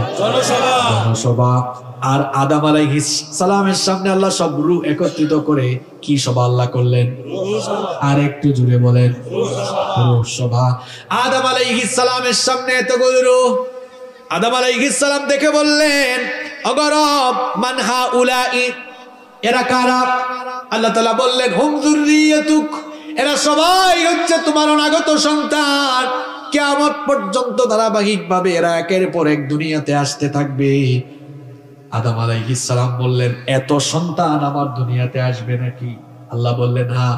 আল্লাহ বললেন, আদম শোনো, উমরুকা আলফা সানা, আমি তোমাকে 1000 বছর হায়াত দিয়েছি। জোরে কোন, কত বছর? আর একটু জোরে বলেন, কত বছর? আদম আলাইহিস সালাম বললেন, বুঝলাম, আমাকে তুমি 1000 বছর হায়াত দিয়েছো। আদম আলাইহিস সালাম সামনে থাকা রূহগুলোর দিকে তাকালেন। হঠাৎ করে একটা রূহের দিকে তার নজর গেল। তিনি বললেন, ওগো রব, মান হাদা, এটা কে? এটা কার রূহ? আল্লাহ তাআলা বললেন, হাদা ইবনুকা দাউদ, এটা তোমার ছেলে দাউদ, আমি তাকে নবী বানাবো। এই কথা শুনে আদম আলাইহিস সালাম খুশি হলেন, খুশি হয়ে বললেন, ওগো রব, আমার ছেলে দাউদকে তুমি কত বছর হায়াত দিয়েছো? আল্লাহ তাআলা বললেন ৬০ সানা, ৬০ বছর। জোরে কোন কত বছর? ৬০ বছর। আর আদম নবীর কত বছর? ১০০০ বছর। আদম আলাইহিস সালামের ছেলে দাউদ নবীর হায়াত কত বছর? ৬০ বছর। ৬০ বছর। এই কথা শুনে আদম আলাইহিস সালাম বললেন, ওগো আল্লাহ, তুমি আমাকে ১০০০ বছর হায়াত দিয়েছো, আর আমার এত সুন্দর ছেলে দাউদকে তুমি মাত্র ৬০ বছর হায়াত দিয়েছো। মাবুদ গো, আমার হায়াত থেকে ৪০ বছর মাইনাস করে আমার ছেলে দাউদকে আরো ৪০ বছর হায়াত আমার তরফ থেকে দিয়ে দাও। তাহলে দাউদ আলাইহিস সালামের বয়স ছিল ৬০, আদম আলাইহিস সালামের কাছ থেকে ৪০ এড হলে ৬০ আর ৪০ হয় কত? ১০০। এখন ছেলের জন্য বাপের দাবি কবুল করে ফেললেন কি আল্লাহ? আদম আলাইহিস সালামের ১০০০ বছর হায়াত থেকে ৪০ বছর কমে গেলে থাকে কত? ৯৬০। আপনি হিসাব নিকাশে দেখি আপনার চাঙ্গা। ৯৬০। আদম আলাইহিস সালাম দুনিয়াতে চলে আসলেন ৯৬০ বছর পরে। মালাকুল মউত আদম আলাইহিস সালামের কাছে আসলেন। আদম আলাইহিস সালাম মালাকুল মউতকে বললেন, কি ব্যাপার, এখন তুমি এসেছো কেন? এখনো তো টাইম হয় নাই, আমাকে তো আল্লাহ ১০০০ বছর হায়াত দিয়েছেন। মালাকুল মউত বললেন, আপনি যে আপনার ছেলে দাউদকে ৪০ বছর দিয়ে ফেলেছেন, এটা কি ভুলে গিয়েছেন নাকি? আদম আলাইহিস সালাম বললেন, না, আমি দেই নাই। মালাকুল মউত বলতেছে, এবার না আপনি দিয়েছেন। একজন বলে দেই নাই, আর একজন বলে দিয়ে দিছে। এখন বলেন তো ঝামেলা আছে না নাই? দুইজন ঝগড়া শুরু করেছে। আদম আলাইহিস সালাম বলতেছেন দেন নাই, আর মালাকুল মউত বলতেছেন দিয়েছে। দুইজন যখন বাক বিতণ্ডায় জড়িয়ে গেলেন, মালাকুল মউত আল্লাহ তাআলাকে বললেন, ওগো রব, আপনার বান্দা আদম তো ভুলে গিয়েছে। ভুলে যাওয়া এটা আদমের স্বভাব, এই জন্য আমরা তো আদমের সন্তান, আমরাও ভুলে যাই। নাসিয়া আদম ফানাসিয়া বানু, আদম ভুলে গিয়েছিলেন, এই জন্য আদমের সন্তান হিসাবে আমরাও ভুলে যাই। রাতের খাবার খেয়ে এসে অনেকে বলে খায় নাই, আসলে খাইছে কিন্তু ভুলে গিয়েছে। ভুলে যাওয়া আমাদের স্বভাব। গতকাল এই এলাকায় গিয়েছে, ভুলে গিয়েছে, বলেছে এখন যায় নাই, এরকম হয় কি হয় না? আদম আলাইহিস সালাম ভুলে গিয়েছেন। আল্লাহ মালাকুল মউতকে বললেন, মালাকুল মউত ফিরে আসো, আমার আদম ভুলে গিয়েছে, আমরা সেটা লিখে রাখি নাই, সাক্ষীও রাখি নাই। এখন থেকে লিখেও রাখা, সাক্ষী রাখার সিস্টেম চালু হলো। আদমকে আরো ৪০ বছরই দিয়ে দাও, ৪০ বছর দাও। ১০০০ বছর যখন হায়াত হলো, এরপরে কি আদম নবী থেকেছেন নাকি দুনিয়া থেকে চলে গিয়েছে? আপনি কি থাকতে পারবেন নাকি? উলুল আজমি মিনার রাসূল যারা ছিলেন, বড় বড় পয়গম্বররা পর্যন্ত মরণের হাত থেকে রেহাই পান নাই। মুসা নবীর কাহিনী মনে পড়ে গেল, বলবো? এগুলো কিন্তু আউল ফাউল কিচ্ছা না, কোরআন থেকে হাদিস থেকে আপনাদেরকে শোনাচ্ছি। বুখারী শরীফের হাদিস, বুখারী শরীফে লম্বা একটি হাদিস রয়েছে। সাইয়েদনা মুসা আলাইহিস সালামের মওতের সময় যখন এসে গেল, মুসা নবী বলেন তো নরম নবী না গরম নবী? খুব গরম, খুব রাগী নবী। যখন রাগ করতেন চুলগুলো খাড়া হয়ে পাগড়ি ভেদ করে ফেলতো, এত রাগী নবী ছিলেন। ফেরাউনের বংশের এক লোককে এক থাপ্পড় দিয়া দুনিয়া থেকে বিদায় করে দিয়েছে। থাপ্পড়ের ওজনটা কম না বেশি? রাগ কম না বেশি? মুসা নবীর কাছে মালাকুল মউত আসলেন। মুসা নবীকে এসে বললেন, মালাকুল মউত, আমি মালাকুল মউত আপনার কাছে এসেছি। মুসা নবী বললেন, তো কি হয়েছে? দেখছেন অবস্থা? মালাকুল মউত বললেন, কি হয়েছে মানে আমি কেন আসি আপনি কি জানেন না? মুসা নবী বললেন, কেন এসেছো? মালাকুল মউত বলল, আমি আপনার জান কবজের জন্য এসেছি। মুসা নবী বললেন, আসো, জান এসে কবজ করো। ফালাম্মা জাআহু সাক্কাহু, যখন মালাকুল মউত মুসা নবীর কাছে আসলেন, মুসা নবী মালাকুল মউতের চোখের উপরে এক থাপ্পড় মারলেন, চক্ষুটা বের হয়ে গেল। আল্লাহু আকবার। এক থাপ্পড় খাইয়া মালাকুল মউত আল্লাহর কাছে চলে গেলেন। আল্লাহর কাছে গিয়ে বললেন, আরসালতানি ইলা আব্দুল্লাহ ইউরিদুল মাউত, রব এমন এক লোকের কাছে আমাকে পাঠিয়েছো, গিয়েছিলাম তার জান কবজ করতে, উল্টা আমার জানই কবজ করে ফেলতেছিল। আল্লাহ তাআলা বললেন, মালাকুল মউত ফিরে যাও আমার নবী মূসার কাছে, গিয়ে বলো আমার নবী মূসা তিনি যদি আরো হায়াত চান, তিনি যেন একটা ষাঁড়ের পিঠের উপরে তার হাত রাখেন। ষাঁড় বুঝেন তো আপনারা? একটা ষাঁড়ের পিঠের উপরে হাত যেন রাখেন, তিনি তার হাত দিয়ে যতগুলো লোম ঢাকতে পারবেন, প্রত্যেকটি লোমের বিনিময়ে আল্লাহ তাকে এক এক বছর করে হায়াত বাড়িয়ে দিবে। মুসা আলাইহিস সালাম তো বুদ্ধিমান বিচক্ষণ নবী, তিনি মালাকুল মউত কি পাল্টা কোশ্চেন করলেন, বুঝলাম প্রত্যেকটা লোমের বিনিময়ে না হয় এক এক বছর হায়াত বাড়বে, ওই হায়াত যখন ফুরিয়ে যাবে তখন কি হবে? মালাকুল মউত বললেন, তখন আপনাকে মরা লাগবে, মৃত্যুর স্বাদ ভোগ করা লাগবে। তখন মুসা আলাইহিস সালাম বললেন, যেহেতু মৃত্যুর স্বাদ ভোগ করতেই হবে, সেহেতু আমি লেট করব না, আমার রূহ কবজ করে ফেলো, আমি আমার মাওলার সঙ্গে দিদার লাভ করতে চাই। সুবহানাল্লাহ। তাহলে বলেন, মৃত্যু থেকে কেউ রেহাই পেয়েছে? আপনি রেহাই পাবেন? কয় নাম্বার? 3 নাম্বার বৈশিষ্ট্য বলুন। কষ্ট হচ্ছে আপনাদের? Number 4, 4 number, the time of death is determined by Almighty Allah and it doesn't come with anyone's permission. মৃত্যুর সময়টাও নির্ধারণ ফিক্সড করে দিয়েছেন কে? আল্লাহ। ফিক্সড করে দিয়েছেন কে? আল্লাহ। মৃত্যু কারো কাছে পারমিশন নিয়ে আসে? মৃত্যুর সময়টা অবধারিত, ফিক্সড টাইম। এই টাইম যখন চলে আসবে আর আপনাকে রেহাই দেওয়া হবে না। কোরআনুল কারীমের 7 নম্বর সূরা সূরাতুল আরাফের 34 নম্বর আয়াতে রব্বুল আলামিন বললেন, ওয়ালিকুল্লি উম্মাতিন আজাল ফাইদা জাআ আজালুহুম লা ইয়াস্তাখিরুনা সাআতান ওয়া লা ইয়াস্তাকদিমুন। আল্লাহ তাআলা বলছেন, প্রত্যেকের জন্য অবকাশের একটি নির্ধারিত সময় রয়েছে। ওই সময় ফুরিয়ে যখন মানুষের মৌতের সময় চলে আসবে, তখন এক মুহূর্ত বিলম্ব করা হবে না, আবার এক মুহূর্ত সময়ও পিছিয়ে দেওয়া হবে না। যথাসময়ে মরণের স্বাদ আপনাকে ভোগ করা লাগবে। নাম্বার 5 নম্বর হচ্ছে, the place of death is determined by almighty Allah. কোন জায়গায় আপনি মারা যাবেন এটা ফিক্সড করে রেখেছেন কে? আল্লাহ। আপনার মৃত্যু ঘরের ভেতরে হতে পারে, প্যান্ডেলের ভেতরে হতে পারে, নামাজের মধ্যে হতে পারে, এমনকি কপালে খারাপি থাকলে এমনও হতে পারে টয়লেটের টাঙ্কির উপরেও মরা লাগতে। কোথায় আপনি মরবেন আপনি নিজেও জানেন না। কোরআনুল কারীমের 31 নম্বর সূরা লুকমানের 34 নম্বর আয়াতের শেষাংশে রব্বুল আলামিন বললেন, ওয়ামা তাদরি নাফসুম বিআইয়ি আরদিন তামুতু ইন্নাল্লাহা আলীমুন খাবীর। আল্লাহ তাআলা বলছেন, কেউ জানে না কোন জমিনে সে মারা যাবে, একজনই কেবল জানেন, তিনি কে? আল্লাহ। নাম্বার 6 নম্বর হচ্ছে, Almighty Allah creates the need at the place of death. যেখানে আপনার মৃত্যু হবে, যে জায়গায়, ওই জায়গায় একটা প্রয়োজন সৃষ্টি করে দেন কে? মনে করেন আপনার মৃত্যু হবে কাঁঠালবাড়ি ফেরিঘাটে, ওই জায়গাটা আপনার মৃত্যুর জায়গা।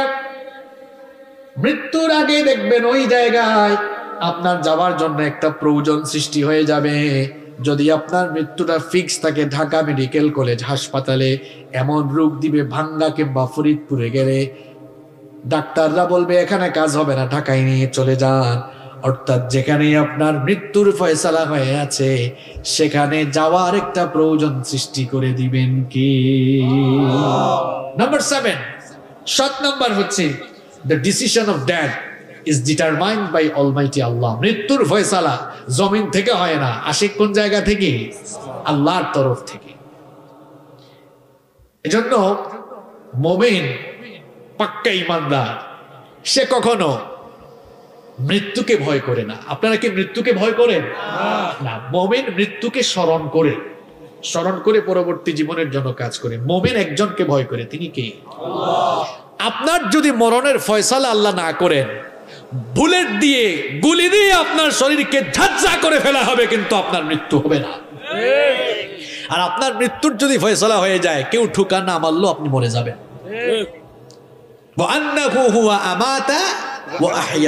তিনি জন্মদানকারী, তিনি হচ্ছে মৃত্যুদানকারী। এই জন্য আল্লাহ ছাড়া কাউকে ভয় করবেন না, আল্লাহ ছাড়া কাউকে ভয় করবেন না।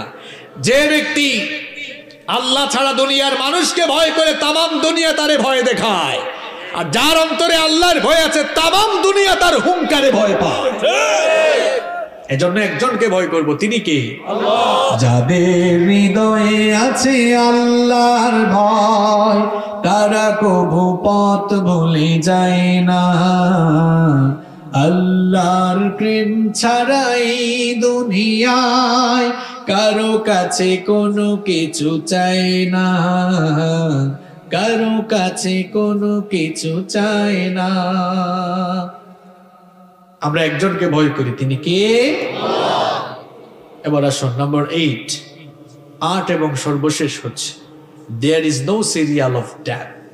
মৃত্যুর কোনো সিরিয়াল নাই। আমার এখানে অনেক যুবক ভাইরা আছে, এরা মনে করে কি জানেন, আমি তো এখন তাগড়া জোয়ান, আমি এখন মরবো না, আমার চুল দাড়ি পেকে যাক, হাতে যখন লাঠি নিব বুড়ো হব তখন আমি মারা যাব।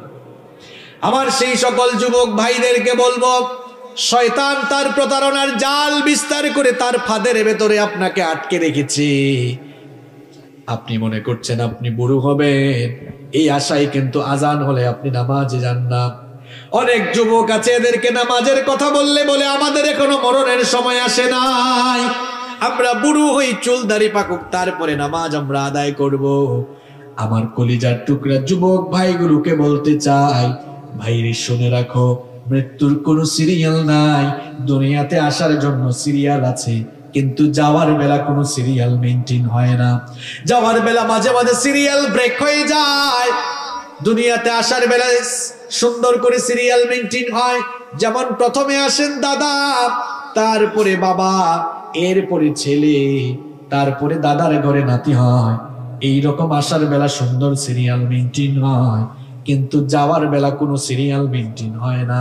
মাঝে মাঝে এমন করুণ দৃশ্য আমরা দেখি, ছেলের লাশ বাবা কবরে নামায়, অথবা নাতির লাশ দাদা কবরে নামায়। আছে না নাই? কত জানাজার পড়েছি নামাজ, দিয়েছি কত দাফন, কত জানাজার পড়েছি নামাজ, দিয়েছি কত দাফন। কোথায় যেন আছে আমারও তৈরি সাদা কাফন, জানাজার পড়েছি নামাজ, দিয়েছি কত দাফন, কত জানাজার পড়েছি নামাজ, দিয়েছি কত দাফন। বাঁশের ঝাড় আছে এলাকায়, বাঁশের ঝাড় আছে। কোন বাতাসে কোথায় যেন দুলছে বাঁশের ঝাড়, কোন সে মাটি কোনখানে ডাকে রে বারবার। কোন বাঁশ ঝাড়ের কোন বাঁশ দিয়ে যে আপনার কবরে ছাউনি দেওয়া হবে, এই চিন্তা কি কখনো মাথায় আসে না আপনার? কোন বাতাসে কোথায় যেন দুলছে বাঁশের ঝাড়, কোন সে মাটি কোনখানে ডাকে রে বারবার। খাটিয়া বহন করে কয়জন? আরেকটু জোরে বলেন। আপনার খাটিয়া বহনকারী 4 জন মনে হয় এখানেও থাকতে পারে। কোথায় যেন বর যাত্রী আছে রে 4 জন, জানাজার পড়েছি নামাজ, দিয়েছি কত দাফন, কত জানাজার পড়েছি নামাজ, দিয়েছি কত দাফন। জানাজার টাইম, দাফনের টাইম আসবে কিনা বলেন? হ্যাঁ, এই যে কত মানুষের লাশ আপনারা দেখেন খাটিয়ায় করে নিয়ে যাচ্ছে, এরকম তো আপনার গা থেকে কাপড় চোপড় খুলে সাদা কাফন দিয়ে পেঁচিয়ে খাটিয়ায় করে কবরের দিকে আপনাকে নিয়ে যান। চোখের পলকে আপনি লাশ হয়ে যেতে পারেন। আজ রাতে আছেন দুনিয়াতে, কাল রাতে কবরেও থাকা লাগতে পারে। চোখের পলকে তুমি হতে পারো লাশ, চিরতরে বন্ধ হবে তোমার নিঃশ্বাস। চোখের পলকে তুমি হতে পারো লাশ, চিরতরে বন্ধ হবে তোমার নিঃশ্বাস। হবে তোমারই নাম মসজিদের মাইকে, বাড়িওয়ালা নাই রে বাড়ি নাই রে দুনিয়াতে, বাড়িওয়ালা নাই রে বাড়ি নাই রে দুনিয়াতে, বাড়িওয়ালা নাই রে বাড়ি নাই রে দুনিয়াতে, বাড়িওয়ালা নাই রে বাড়ি নাই রে দুনিয়াতে। এই এলাকায় অনেক বাড়ি আছে, কিন্তু বাড়িওয়ালা এখন দুনিয়ায়। তোমার ভয়ে থাকতো মানুষ ছিল বাহাদুরি, ভাবনি হাওয়ায় ওরা তুমি যে রঙিন ঘুড়ি। তোমার ভয়ে থাকতো মানুষ ছিল বাহাদুরি, ভাবনি হাওয়ায় ওরা তুমি যে রঙিন ঘুড়ি। সুতুই টান দিলে মালিক পারবে না থাকিতে, বাড়িওয়ালা নাই রে বাড়ি নাই রে দুনিয়াতে, বাড়িওয়ালা নাই রে বাড়ি নাই রে দুনিয়াতে, বাড়িওয়ালা নাই রে বাড়ি নাই রে দুনিয়াতে, বাড়িওয়ালা নাই রে বাড়ি নাই রে দুনিয়াতে। বাড়ি থাকবে, বাড়িওয়ালা থাকবে না, গাড়িও থাকবে, গাড়িওয়ালা থাকবে না। মরণের সিরিয়াল নাই, যে কোনো সময় যে কেউ দুনিয়া থেকে চলে যেতে পারে। মৃত্যুর খবর একজন ছাড়া কেউ জানে না, তিনি কে? আল্লাহ। মৃত্যুর কয়টা বৈশিষ্ট্য বলছি? এটা সবার কাছে আসবে নাকি আসবে না? কাদের কাছে মৃত্যু আসবে না? হাত তুলেন তো দেখি। কিন্তু আমরা এমন ভাবসাব নিয়ে চলাফেরা করি, এত হারাম আর অন্যায়ের সঙ্গে আমরা নিজেদেরকে জড়িয়ে ফেলেছি, আমরা যে মরবো সেটা আমরা ভুলে গিয়েছি। আমরা অনেক সময় ক্ষমতা পেয়ে এত বাহাদুরি করি, ইসলামের বিরুদ্ধে, আলেম ওলামার বিরুদ্ধে কথা বলে ফেলি, নিজেরা যে মরবো সেটা আমরা চিন্তা ভাবনা করি না। ভাই, মৃত্যু আসবে, এই মৃত্যু আপনার কাছে আসবে, আমার কাছে আসবে। মৃত্যু কিন্তু সাধারণ বিষয় নয়, মৃত্যুর মধ্যে ভয়াবহ মারাত্মক যন্ত্রণা রয়েছে। কষ্ট হচ্ছে আপনাদের? কয়খান থেকে উঠে আমি শেষ করে ফেলি, 10-15 মিনিট থাকা যাবে তো ইনশাল্লাহ? থাকতে পারবেন না? জাগা মতে আসছে এখন। মৃত্যুর কথা যে বলতেছি, বিষয়টা কি এত সোজা? এবার শুনেন মৃত্যু বিষয়টা কেমন, কোরআন হাদিস থেকে আপনাদেরকে শোনাই। মৃত্যু বড় মারাত্মক বিষয়, এর মধ্যে ভয়াবহ যন্ত্রণা রয়েছে। এই যে আমাদের দেহের ভেতরে প্রাণ আছে, প্রাণটা যাবার সময় কারো কারো প্রাণ যাবে এমন যন্ত্রণার সঙ্গে, এত যন্ত্রণা, এত কষ্ট অনুভব করবে, যেই যন্ত্রণা, যেই কষ্ট সে জীবনে কখনো অনুভব করে নাই। মৃত্যু যন্ত্রণা কত ভয়ঙ্কর, নবী করিম সাল্লাল্লাহু আলাইহি ওয়াসাল্লামের কয়েকজন সাহাবীদের কাছ থেকে সেটা শুনে নিন। নবী করিম সাল্লাল্লাহু আলাইহি ওয়াসাল্লামের প্রিয় একজন সাহাবী শাদ্দাদ বিন আউস রাদিয়াল্লাহু আনহু বলেছেন, মৃত্যুর যন্ত্রণা হলো এত ভয়ঙ্কর, মৃত্যুর যন্ত্রণা হলো এমন সাংঘাতিক, কোন জীবিত মানুষকে, খুব মন দিয়ে কথাগুলো শুনুন, জীবন্ত কোনো মানুষকে ধরে যদি, জীবিত কোনো মানুষকে ধরে যদি ছুরি কিংবা কাঁচি দিয়ে তার চামড়াগুলো টেনে টেনে ছিলে ফেলা হয়, কিংবা কোনো জীবন্ত মানুষকে যদি উত্তপ্ত গরম পানির পাতিলের তলায় নিক্ষিপ্ত করা হয়, সে আর কি এমন যন্ত্রণা অনুভব করবে। মৃত্যুর সময় মানুষ তার চাইতেও আরো কঠিন যন্ত্রণা অনুভব করবে।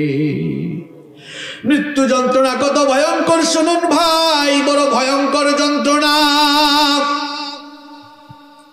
আনাস বিন মালিক রাদিয়াল্লাহু আনহু বলেছেন, জীবিত কোনো মানুষকে ধরে যদি তরবারি দিয়ে কেটে কেটে কেটে কেটে যদি 1000 টুকরা করা হয়, জোরে বলেন কত টুকরা? কোন জীবিত মানুষকে ধরে যদি তরবারি দিয়ে কেটে কেটে 1000 টুকরা করে ফেলা হয়, সে যতটা না যন্ত্রণা কষ্ট অনুভব করবে, একজন মানুষের দেহ থেকে যখন প্রাণ বের হয়ে যাবে, সে তার চাইতেও আরো মারাত্মক কষ্ট অনুভব করবে। যেই মৃত্যুর কথা ভুলে গিয়ে আপনি মিথ্যা বলেন, গীবত করেন, চুরি করেন, ডাকাতি করেন, ক্ষমতার বাহাদুরি করে করে মানুষের উপর জুলুম চালান, মানুষের হক নষ্ট করেন, মানুষের উপরে নিপীড়নের স্টিম রোলার চালান, এই মৃত্যু কিন্তু আপনার সামনে একদিন আসবে। আর এই মৃত্যুর যন্ত্রণা কত ভয়ঙ্কর এবার ভালো করে শুনুন। আল্লাহর নবীর সাহাবী আমর ইবনুল আস রাদিয়াল্লাহু আনহুর মৃত্যু সজ্জায় তার ছেলে তাকে জিজ্ঞেস করলেন, বাবা গো, এই সময়ে আপনার কেমন লাগছে আমাকে একটু বলেন। আমর ইবনুল আস রাদিয়াল্লাহু আনহু বলছেন, বাবারে, আমার কাছে মনে হচ্ছে দুনিয়া থেকে যাওয়ার সময় আমার চলে এসেছে। এত কষ্ট আমি অনুভব করছি, আমার কাছে মনে হচ্ছে আমার 2 কাঁধের উপরে পাহাড় দিয়ে আমাকে চেপে ধরে রাখা হয়েছে। আমার কাছে মনে হচ্ছে আমার পেটের ভেতরে কাঁটা জমে আছে, আর একজন শক্তিশালী মানুষ তার হাত আমার গলার ভেতর দিয়ে ঢুকিয়ে পেট পর্যন্ত তার হাতটা ঢুকায়া সেই কাঁটাগুলোকে টেনে টেনে টেনে টেনে বের করছে। আমার কাছে মনে হচ্ছে সুই দিয়ে ছিদ্র করে করে আমার জানটা বের করা হচ্ছে।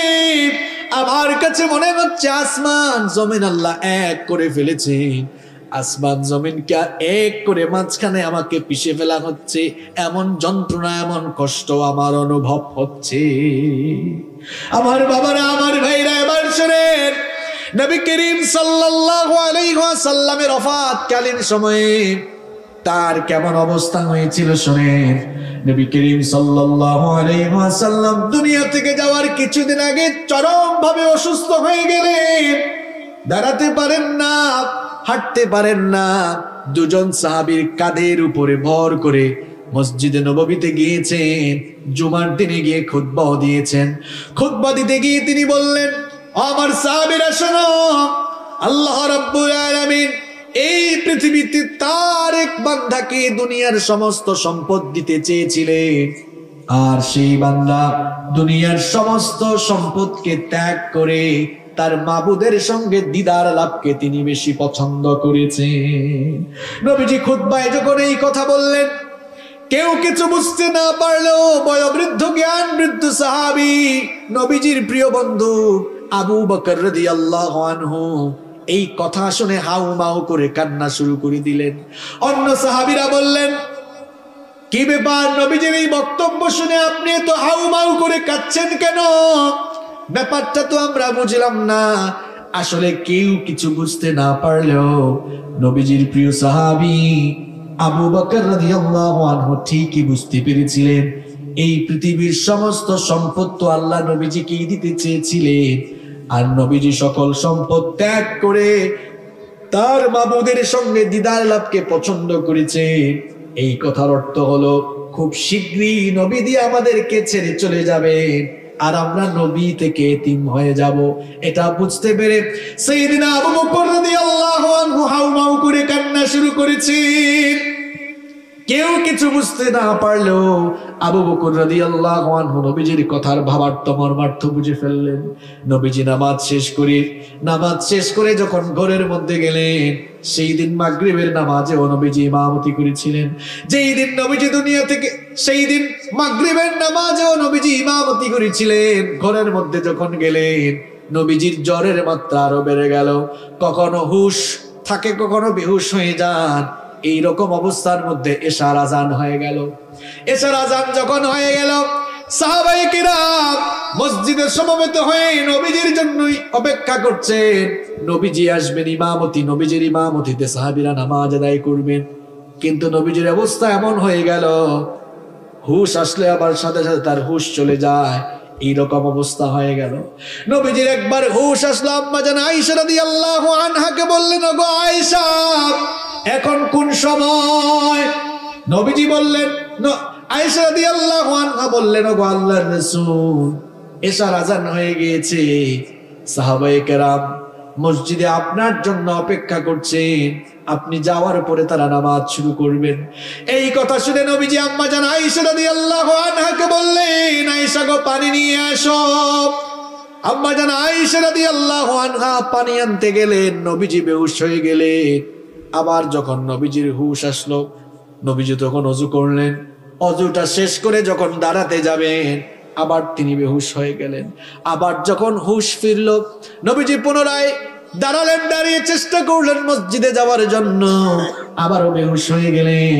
নবীজির যখন হুশ ফিরল, নবীজি বুঝলেন তিনি আর গিয়ে মসজিদে নববীতে ইমামতি করতে পারবেন না। এটা যখন নবীজি বুঝলেন, নবীজি তখন বললেন, আমার সাহাবী আবু বকরকে বলো আমার জায়নামাজে দাঁড়িয়ে যেতে। আমার সাহাবী আবু বকরকে বলো আমার জায়নামাজে দাঁড়িয়ে ইমামতি করার জন্য। এই কথা যখন আবু বকর রাদিয়াল্লাহু আনহুর কানে চলে গেল, এবার আবু বকর রাদিয়াল্লাহু আনহু তিনি নবীজির জায়নামাজে ইমামতিতে দাঁড়িয়ে গেলেন। আবু বকর রাদিয়াল্লাহু আনহু নামাজে ইমামতি করতে গিয়ে চিৎকার করে কান্না শুরু করলেন, আর তার পেছনে সাহাবায়ে কেরাম তারাও হাউমাউ করে কান্না শুরু করলেন।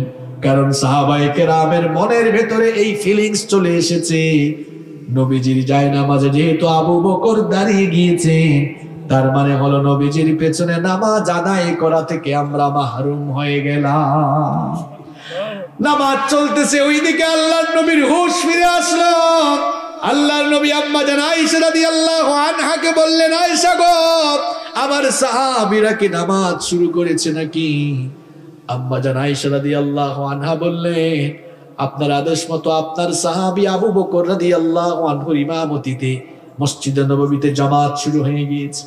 এই কথা শুনে নবীজির মনটা আনন্দে ভরে উঠল। নবীজি তখন বললেন, আয়েশা গো, মসজিদে নববীর দিকের জানালাটা খুলে দাও, নামাজের দৃশ্যটা আমি নিজের চোখে মন ভরে দেখতে চাই।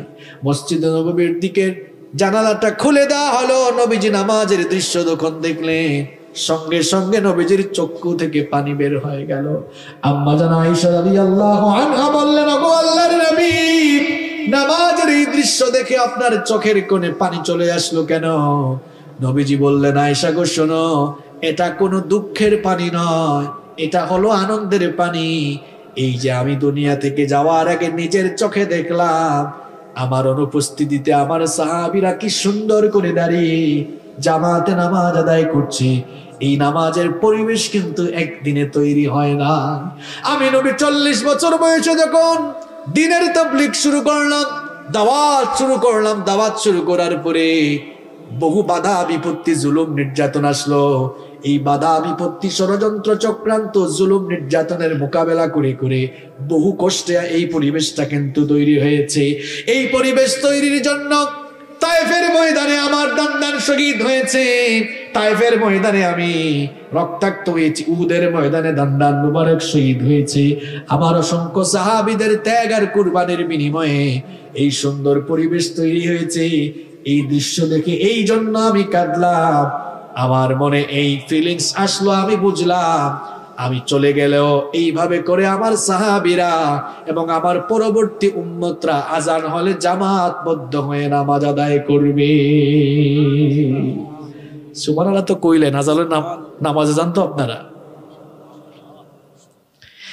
যেদিন সোমবার নবীজি দুনিয়া থেকে চলে যান, নবীজির জ্বরের মাত্রা আরো বেড়ে গেল। আম্মা জান আয়েশা রাদিয়াল্লাহু আনহাকে নবীজি বললেন, আয়েশা গো, একটা পাত্রের মধ্যে পানি নিয়ে আসো। আম্মা জান আয়েশা রাদিয়াল্লাহু আনহা একটা পাত্রের মধ্যে পানি নিয়ে আসলেন। নবীজি সেই পাত্রের মধ্যে হাত চুবালেন। পানিতে হাত চুবানোর পরে তার হাতটা ললাট দেশে কপালের মধ্যে তিনি কপাল এবং মুখের মধ্যে তিনি মুছলেন।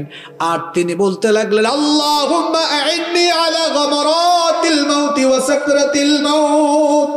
নবীজি বললেন আল্লাহুম্মা আইন্নি আলা গামারাতিল মাউতি ওয়া সাকরাতিল মাউত, ইন্না লিল মাউতি লাসাকরাত। নবীজি বললেন ওগো আল্লাহ, মৃত্যু যন্ত্রণা থেকে আমি পানাহ চাই, কারণ নিশ্চয়ই মৃত্যুর মধ্যে এক ভয়াবহ যন্ত্রণা রয়েছে। আমার ভাইরা, এই মৃত্যু আমাদের সামনে আসবে কিনা বলেন? সবাই বলেন আসবে কিনা? কষ্ট হচ্ছে আপনাদের? আমি শেষ পয়েন্টটা বলে আলোচনা শেষ করব। মৃত্যুর যন্ত্রণা সাধারণত 3 ধরনের হয়। কয় ধরনের হয়? কয় ধরনের? সবাই তো আমরা মরবো। কে কিভাবে দুনিয়া থেকে যাবে আমরা কেউ জানি না, তবে মৃত্যুর যন্ত্রণার 3টা ধরন আছে। এই 3 পদ্ধতিতেই সবাই দুনিয়া থেকে যাবে। 3 পদ্ধতিতে সবাই দুনিয়া থেকে যাবে। 1 নাম্বার, নাফরমান, পাপিষ্ঠ, বেঈমান, এদের মৃত্যুকালীন সময়ে যন্ত্রণা একরকম হবে। 2 নাম্বার, ইমানদার, নেককার, নামাজি, আল্লাহওয়ালা, দিনদার মানুষের মৃত্যু যন্ত্রণা আরেক রকম হবে। 3 নাম্বার, শহীদ যারা, তাদের মৃত্যু যন্ত্রণা আরেক রকম। কয় রকম বললাম? প্রথমেই শুনেন, পাপিষ্ঠ যারা, গুনাহগার যারা, জাহান্নামী যারা, মৃত্যুকালীন সময়ে তাদের অবস্থা কেমন হবে? হাদিস শরীফের মধ্যে নবীজি সব বলে গিয়েছেন। আজান হয়ে গেলে কিছু মানুষ নামাজে যায় না, এরকম আছে না নাই? নামাজের খবর নাই, সারাদিন মিথ্যা বলে বলে জবানটা নাপাক করে ফেলেছে। গীবত করতে করতে, চুগলখুরি করতে করতে নিজের জবানটাকে নাপাক করে ফেলেছে। সুদ খেতে খেতে নিজের জীবনকে নষ্ট করে ফেলেছে, আছে না নাই? অনেক জায়গায় গেলে বলে হুজুর সুদের ওয়াজ করেন। আমি বলি সুদের আবার কি ওয়াজ? একটা হাদিসই তো হেদায়েতের জন্য যথেষ্ট। নবীজি বলেছেন সুদের 70টিরও বেশি গুনাহ আছে, তার মধ্যে সর্বনিম্ন গুনাহ হলো নিজের মায়ের সঙ্গে জেনা করা। এর ওয়াজ তার জন্য।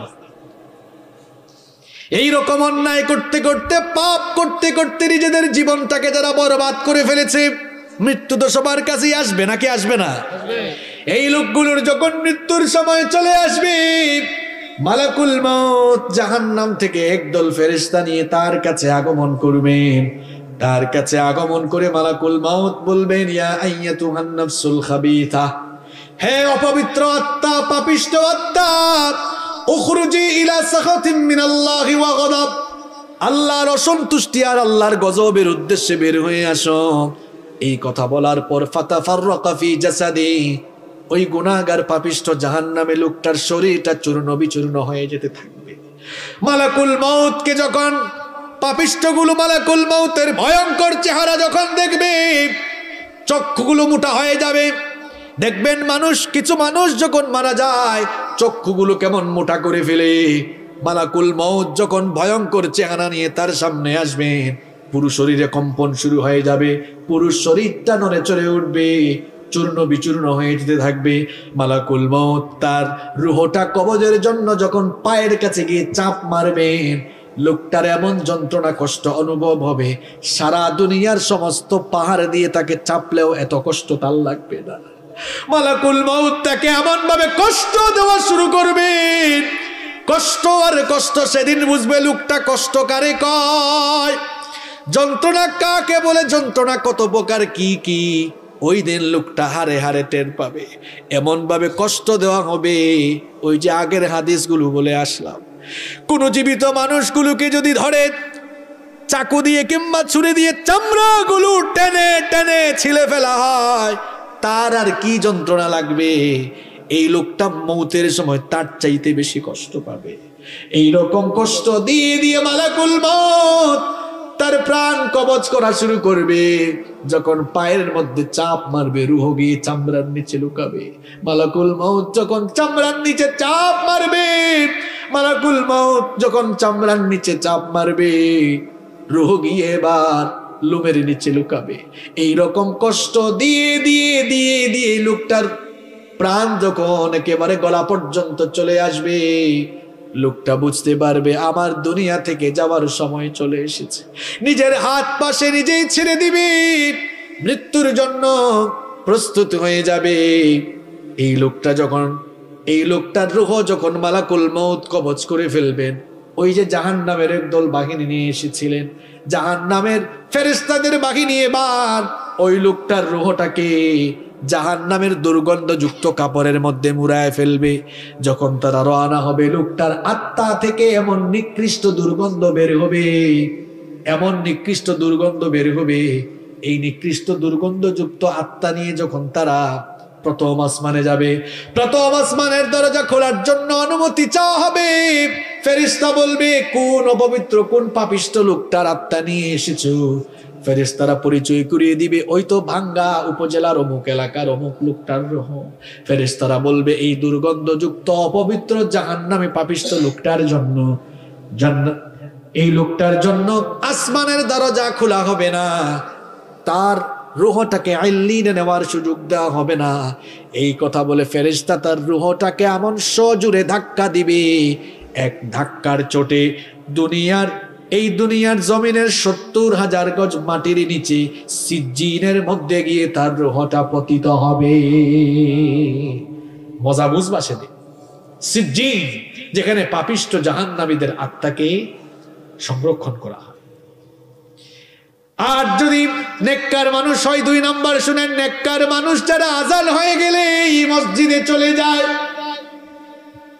হারাম খায় না, সুদ খায় না, ঘুষ খায় না, মানুষের উপর জুলুম করে না, মানুষের হক নষ্ট করে না, জবান দিয়ে মিথ্যা বলে না, মানুষের গীবত করে না, চুগলখুরি করে না, জবানটাকে পবিত্র রাখে, হেফাজত করে দিন মেনে চলে, আল্লাহকে ভয় করে জীবনযাপন পরিচালনা করে, মাত্র 20, 30, 50, 60, 70 বছরের হায়াত, এই হায়াতটাকে যারা আল্লাহর পথে কাটিয়ে দিয়েছে, ওই মানুষগুলোর মৃত্যুর সময় যখন চলে আসবে, মালাকুল মউত জান্নাতের একদল ফেরেশতা নিয়ে লোকটার কাছে এসে প্রথমে সালাম দিবে।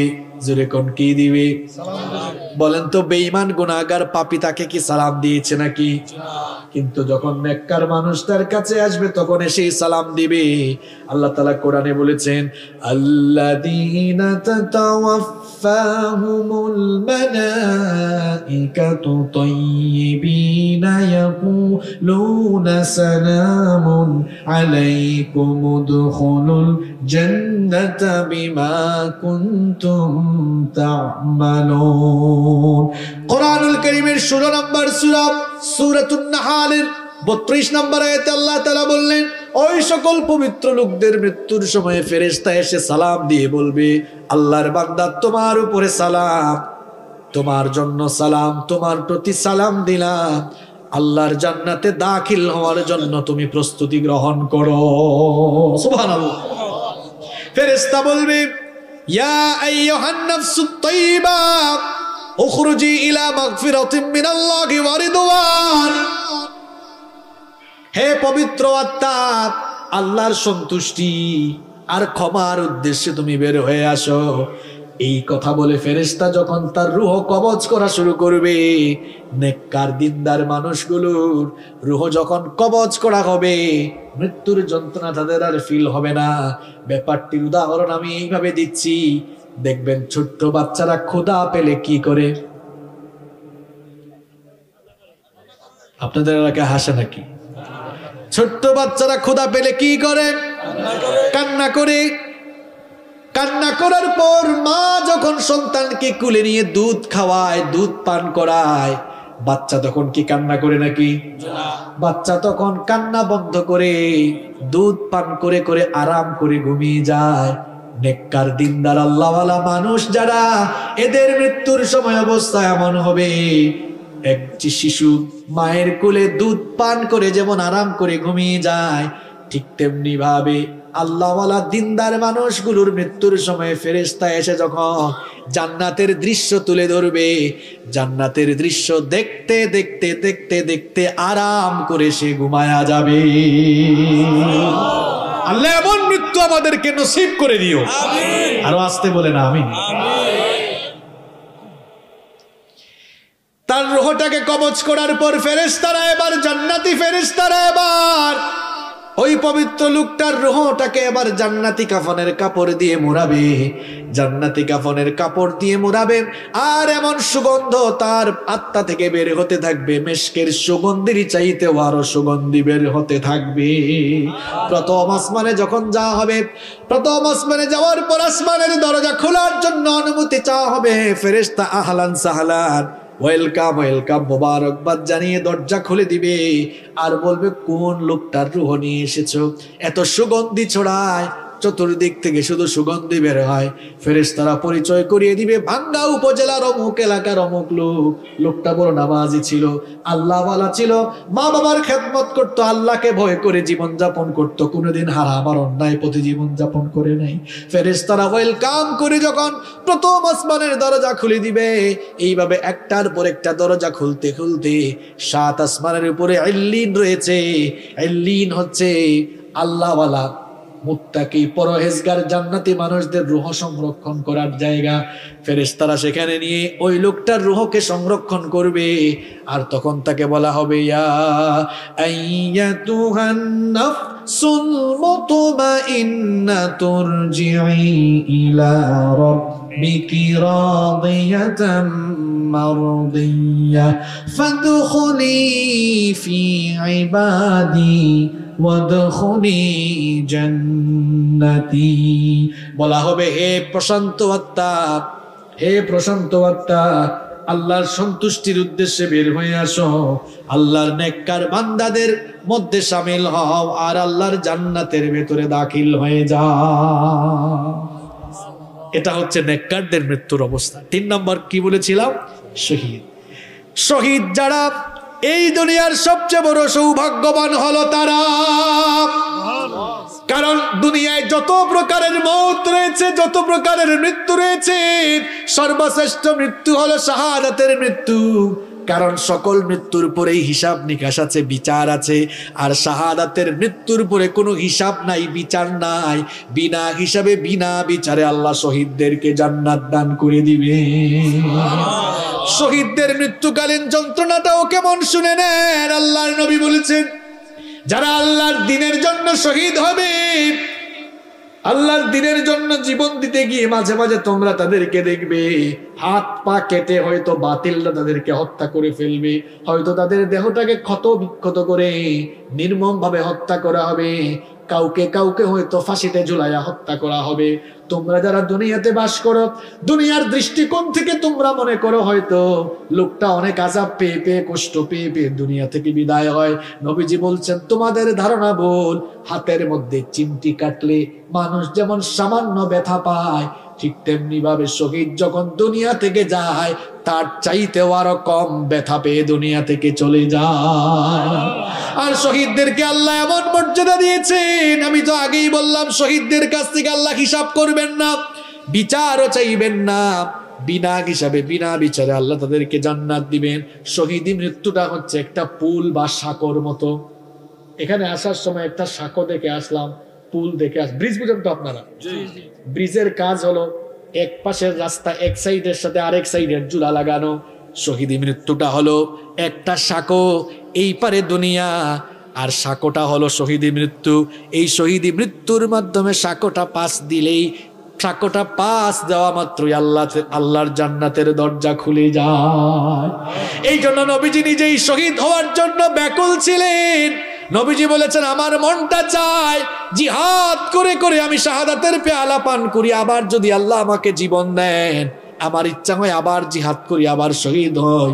আমার ইচ্ছা হয় আবার যদি আল্লাহ জীবন দেন, আবার আমি জিহাদ করে শহীদ হয়ে জীবনটা আল্লাহর রাস্তায় বিলায়া দিই। সুবহানাল্লাহ পড়তে মন চায় না? আল্লাহর নবীর সাহাবী ওমর রাদিয়াল্লাহু আনহু কি কম মর্যাদার সাহাবী? হ্যাঁ, কি মনে করেন আপনি? নবীজি এই ওমর রাদিয়াল্লাহু আনহুর ব্যাপারে বলেছেন, আকাশের মধ্যে কত তারকা আছে বর্তমান বিজ্ঞান কি বলতে পেরেছে নাকি? আল্লাহর নবী বলেছেন, কিয়ামতের আগে কেউ যদি আকাশের তারকাগুলো গণনা করে শেষ করতেও পারে, তোমরা মনে রেখো আমার ওমর মুসলমান হওয়ার পরে কত যে নেক আমল করেছে, আমার ওমরের নেক আমলগুলো গুনে গুনে কেউ কোনোদিন শেষ করতে পারবে না। ওমর রাদিয়াল্লাহু আনহুর ব্যাপারে নবীজি কত বড় কথা বললেন শুনেন। নবীজি বললেন, লা নাবিয়্যা ওয়ালা রাসূলা মিন বাদি, আমার পরে কোনো নবী নাই, আমার পরে কোনো রাসূল নাই। লাউ কানা নাবিয়্যাম মিন বাদি লাকানা উমার, আমার পরে কেউ যদি নবী হওয়ার যোগ্যতা রাখতো, আমার ওমর আমার পরে নবী হয়ে যেত। সেই ওমর রাদিয়াল্লাহু আনহু হাত তুললে কি দোয়া করতেন শুনেন। আমার আপনার খাসলত হলো আমরা হাত তুললেই দোয়া করি, আল্লাহ সম্পদ আরো বাড়ায় দাও, আরো কিছু হায়াত দাও, ছেলে মেয়েকে এইটা করো ওইটা করো, চাকরিতে বরকত দাও, ব্যবসায় বরকত দাও। আর ওমর রাদিয়াল্লাহু আনহুর মুনাজাতটা কেমন ছিল শুনেন। তিনি হাত তুললেই দোয়া করতেন, আল্লাহুম্মা রযুকনি শাহাদাতান ফি সাবিলিক ওয়াজআল মাউতি ফি বালাদি রাসূলিক। তিনি বলতেন, অগরাব আমাকে তুমি রাসূলের পবিত্র শহরে মৃত্যু নসিব করে দিও, আর মৃত্যুর সময় শাহাদাতের মৃত্যু নসিব করে দিও। দোয়া কবুল হয়েছে, রাসূলের শহরেই শাহাদাতের মৃত্যু তার হয়েছে। সুবহানাল্লাহ। আল্লাহর নবীর সাহাবীরা শহীদ হওয়ার জন্য এরকম পাগল পারা ছিলেন। এই জন্য শাহাদাতের তামান্না আমাদের দিলের ভেতরেও থাকার দরকার আছে না নাই?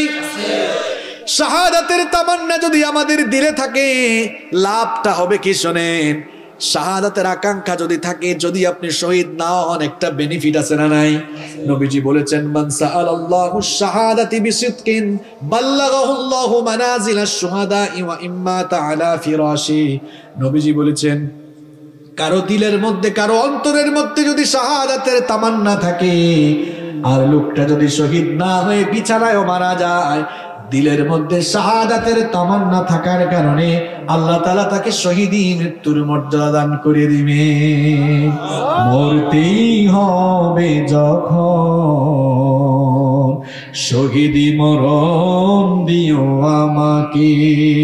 শাহাদাত জানি শুধুই জীবন, সে জীবন দিও আমাকে।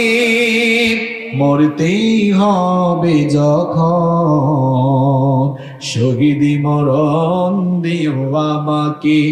আমাকে শহীদ করে সেই মিছিলে শামিল করে নিও, যেই মিছিলের নেতা আমির হামজা, খুবাইব খাব্বাব, আল্লাহর ছিল যারা অতি প্রিয়, শহীদ করে নিও। বলেন আমিন। যারা আল্লাহর রাস্তায় মারা যায়, আল্লাহ বলছেন তারা মরে না, তারা জীবিত। সুবহানাল্লাহ পড়েন। আল্লাহর পথে যারা জীবন দিল, তাদেরকে মৃত বলো না। কুরআনের পথে যারা শহীদ হলো, তাদেরকে মৃত বলো না। ওরা তো চায়নি কো আয়েশে জীবন, চায়নি কো তারা জুলুম শোষণ। আল্লাহরে পৃথিবীতে তারা, আল্লাহরে পৃথিবীতে তারা চেয়েছিল আল্লাহর শাসন, তাদেরকে মৃত বলো না। অন্যায় আর মিথ্যার সাথে আপোষ করেনি তারা কোনো মতে। লাল তাজা খুন ঢেলে দিয়ে গেছে এই নগরী, এই রাজপথে। মৃত্যু তাদের কাছে নয় তো মৃত্যু আরেক নাম নবজীবনে। হে খোদা মৃত্যুর এই বাসনা, হে খোদা মৃত্যুর এই বাসনা দাও অন্তরে সব মুমিনের, তাদেরকে মৃত বলো না। আল্লাহর পথে যারা জীবন দিল, তাদেরকে মৃত বলো না। নিষেধ করেছেন কে? নিষেধ করেছেন কে? এই মৃত্যু আমাদের কাছে আসবে না? মৃত্যুর বৈশিষ্ট্য আর মৃত্যু যন্ত্রণার ধরন বললাম। সর্বশেষ যে কথাটি বলতে চাই, আল্লাহর নবীকে প্রশ্ন করা হয়েছিল, মান আকিয়াসুন নাস ওয়া আহজামুন নাস। নবীকে প্রশ্ন করা হলো, নবী গো সবচেয়ে চালাক আর বুদ্ধিমান কে? এই প্রশ্ন আপনাদেরকে করলে ভাঙ্গার মানুষ তো চাঙ্গা জবাব দিবে, হুজুর কম বয়সে যারা মাল কামাইছে, জায়গা সম্পদ বাড়ি গাড়ি করে ফেলছে, এরাই চালাক। এই উত্তর কি সঠিক? আপনি না হয় একটা বাড়ি বানিয়েছেন, একটা বাড়ি করতে করতে মানুষের 40-50 বছর সময় লেগে যায়। ধরলাম 60 বছর বাঁচবেন, 50 বছর লাগলো বাড়ি করতে, থাকবেন আর কয়দিন? কথা কন না কেন? এই 10 বছরে তো আরামে থাকার জন্য এত হারামখুরি করে যাচ্ছেন, আর কবরে কত হাজার কোটি বছর থাকবেন আপনি জানেন না। কবরের বাড়ি কি ভালো করে তৈরি করেছেন? নিজের বিবেককে প্রশ্ন করুন। আমি এমন বহু মানুষ দেখেছি, বাড়ি বানাচ্ছে বাড়িটা শেষ আর কয়েকদিন পর উঠে যাবে, ওই সময় মরে গেছে। আছে? আল্লাহ নবীকে জিজ্ঞেস করা হলো সবচেয়ে চালাক আর বুদ্ধিমান কে? নবীজি কি জবাব দিলেন দেখেন, আকসারুহুম যিকরাল লিল মাউত ওয়া আকসারুহুম ইসতিদাদান লিল মাউত। নবীজি বললেন, মানুষের মধ্যে সবচেয়ে চালাক আর বুদ্ধিমান হলো সে ব্যক্তি যে বেশি বেশি মৃত্যুর কথা স্মরণ করে মৃত্যুর জন্য প্রস্তুতি গ্রহণ করে। সুবহানাল্লাহ। মৃত্যু পরবর্তী জীবনটাকে সুন্দর করার জন্য মৃত্যুর প্রস্তুতি গ্রহণ করে অন্যায় ছেড়ে দেন, অপকর্ম ছেড়ে দেন, আজান হলে নামাজে যান। আপনার তো দিনটা শুরু হয় শয়তানের গোলামি দিয়ে। নামাজ আদায় করলে খুশি হন কে? আল্লাহ। নামাজ চাললে খুশি হয় কে? কিরে ভাই, ফজরের নামাজ ছাইরা দিয়া আপনি কারে খুশি করে দিনটা শুরু করছেন? ফজরের নামাজে গেলে খুশি হন কে? আল্লাহ। গোলামি হয় কার? আল্লাহ। নামাজে না গেলে গোলামিটা হয় কার? শয়তানের। তো আপনি কার গোলামি দিয়া দিন শুরু করেন? সে আরা সুরাতে মাইন্ডসেট জাত হলেও আপনি হচ্ছেন আসলে শয়তানের খাস গোলাম। নিজেকে আল্লাহর গোলাম বানান, আল্লাহর গোলাম বানান নিজেকে। 5 ওয়াক্তের নামাজ ছেড়ে দিয়ে শয়তানের গোলামি করে আল্লাহর গোলাম পরিচয় দিতে আপনার কি একটু লজ্জা শরম লাগে না মিয়া? আগে নামাজ ঠিক করেন। সালাত ইজ দ্য কি অফ সাকসেস, সালাত ইজ দ্য কি অফ প্যারাডাইস। নামাজ সফলতার চাবি, নামাজ জান্নাতের চাবি। যুবকরা, আজান হলে নামাজে যাইও ভাই, নামাজে যাইও। তোমরা নামাজের সামনের কাতারে থাকবা। তোমাদের এই বয়সটা চরিত্র গঠনের বয়স। আল্লাহ নবী বলেছেন, হাসরের মাঠে যখন আরশের ছায়া ছাড়া কোনো ছায়া থাকবে না, 7 শ্রেণীর মানুষকে আরশের ছায়ায় জায়গা দেওয়া হবে। তার মধ্যে এক শ্রেণী হচ্ছে ওয়াশাবুন নাশাআ ফি ইবাদাতিল্লাহ। ওই যুবক যারা যৌবনকাল আল্লাহর ইবাদতে কাটিয়েছে, যুবকগুলোকে ডেকে ডেকে আল্লাহ আরশের ছায়ার নিচে জায়গা দিবেন। সুবহানাল্লাহ। আমার কলিজার টুকরা ভাইরা, যুবক ভাইরা যারা কলেজে বিশ্ববিদ্যালয়ে পড়ো, অনেকে এশার নামাজে যায় না, কয় পড়ার টাইম। তুমি এশার নামাজ আজান হয়ে গেলে মানে তোমার স্টাডি অফ করে দাও, বন্ধ করে দাও, নামাজ জামাতের সঙ্গে এসে পড়তে বসো, দেখবা তোমার মেধা শক্তি আরো প্রখর হয়ে যাবে ইনশাআল্লাহ। নামাজে যাইও। আর আমার বাবাদেরকে বলবো, অনেক বাবারা আছে আজানের সময় বিড়ি টানে, ফু দেয়, ফুতে দেখে এটা কত দূর উপরে উঠছে। আছে এরকম? বাবারে, আজান হইলে নামাজে যাইয়েন। এই যে বিড়ি টানতেছেন, বিড়ি টানার মধ্যে মরে গেলে কি হবে? হ্যাঁ, আপনি আপনার মৌতের খবর জানেন? শোনেন, গতকাল রাতে দুনিয়ায় বহু মানুষ জিন্দা ছিল, আজ রাত তাদের কবরে প্রথম রাত হয়েছে। আগামীকাল আপনার কবরে প্রথম রাত হতে পারে। এই চিন্তা কেন আপনার মাথায় আসে না? কালকে মিটিং এর ডেট দিয়ে রাখছেন, এই আজকে ওয়াজ শুনে যাওয়ার সময় আপনার মৃত্যু হইতে পারে। এরকম বহু জায়গায় হয় না? ওয়াজ শুনে যাওয়ার সময় বক্তা মরে গেছে, শ্রোতা মরে গেছে, থাকবেন না দুনিয়াতে আপনি। Keep in your mind, মনে রাখবেন, মৃত্যু আপনার সামনে, সামনে না, মৃত্যু পেছনে, কবর সামনে। মৃত্যুটা পেছনে তারা করছে, যে কোনো সময় আপনাকে ধরে ফেলবে আর কবরে নিয়ে যাবে। আর কবর খুব সাংঘাতিক জায়গা। কবরে কোনো ক্লাস নাই।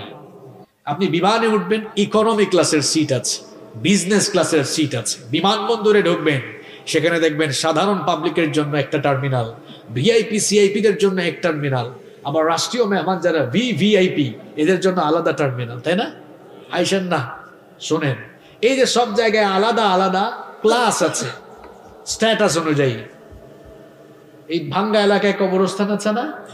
কবরস্থানকে ভাগ করা নাকি? এখানে ভিআইপি, এখানে সিআইপি, এখানে এমপি সাহেব, চেয়ারম্যান সাহেব, এরকম করা আছে? সবার কবর একরকম। খুব ভয়াবহ জায়গা কবর। শীতের দিনে কবর খুঁড়বেন, শুধু পোকামাকড় বের হবে। বৃষ্টির দিনে কবর খুঁড়বেন, শুধু পানি বের হবে। পানির মধ্যেই মানুষ আপনাকে শোয়া রেখে আসবে। ভয়াবহ জায়গা। আলো নাই, বাতি নাই, সাথী নাই, নরম বিছানা নাই। এই মাটির উপরে আপনি চলাফেরা করে আল্লাহর নাফরমানি করছেন। মনে রাখবেন, মরার পরে এই কবর আপনার সাথে ভয়াবহ আচরণ শুরু করবে। আপনাকে রেখে আপনার ছেলে, আপনার বউ, বাচ্চা সব শেষ, একা হয়ে যাবেন আপনি। এই কবরের মাটি এমন আচরণ শুরু করবে, খোদাদ্রোহী আর আল্লাহর বিধানের বিপরীত জীবন পরিচালনা করলে, যে মাটির উপরে চলাফেরা করে মানুষের উপর জুলুম করেছেন, ওই মাটি কিন্তু আপনাকে ধরবে। আর বেশি দিন নাই, কিন্তু আর বেশি দিন নাই, সময় খুব সংক্ষিপ্ত। এই কবরে রাখার পরে কবরের দুই পাশের মাটি আপনাকে এমন ভাবে চেপে ধরবে, এক পাশের পাঁজর গিয়ে অন্য পাশের পাঁজরে এমনে ঢুকবে। কি ভয়ানক পরিস্থিতি! আল্লাহর নবী বলেছেন, কবরটা হয় কারো জন্য রাউদাতুম মির রিয়াদিল জান্নাহ, জান্নাতের বাগান, আও হুফরাতুম মিন হুফারিন নার, অথবা জাহান্নামের গর্ত হয়ে যাবে। কয়দিন থাকবেন আপনি দুনিয়ায়? মানুষের হায়াত বাড়ে না কমে? হ্যাঁ, চলে গেছে, অনেক সময় চলে গেছে। তওবা করুন, তওবা করে বাড়িতে যান। আজকে যে মৃত্যুর কথা বললাম, এই মৃত্যুর ভয়টা, মৃত্যুর ভয় না, মৃত্যুর চিন্তাটা নিয়ে আসেন ভেতরে। শোনেন, কেন মৃত্যুর কথা বললাম আজকে? এই একটা জিনিস, মৃত্যুর চিন্তা যার মাথায় আছে সে অন্যায় করতে পারে না, এ হারাম খাইতে পারে না। সুদের টাকা নিয়ে আসলে বলবে, ভাই রে আমি মরে যাব। মানুষের জায়গা জমি দখল করবে না ক্ষমতা পাই। ভাই, যারা একটু ক্ষমতা পেয়ে মানুষের জায়গা জমি দখল করছেন, কবরে আপনি কত বিঘা জায়গা নিয়ে যেতে পারবেন? নিজের বিবেককে প্রশ্ন করুন। মিয়া, বহু জায়গায় জমি তো দখল করছেন আপনি, কতটুকু জায়গা নিয়ে যাবেন? 3.5 হাত জায়গা মাত্র আছে আপনার জন্য। মৃত্যুর কথা স্মরণ করে আসুন, অন্যায় অপকর্ম ছেড়ে দিই, আর মৃত্যু পরবর্তী জীবনের জন্য আমল করে যাই। আল্লাহ তৌফিক দান করুন।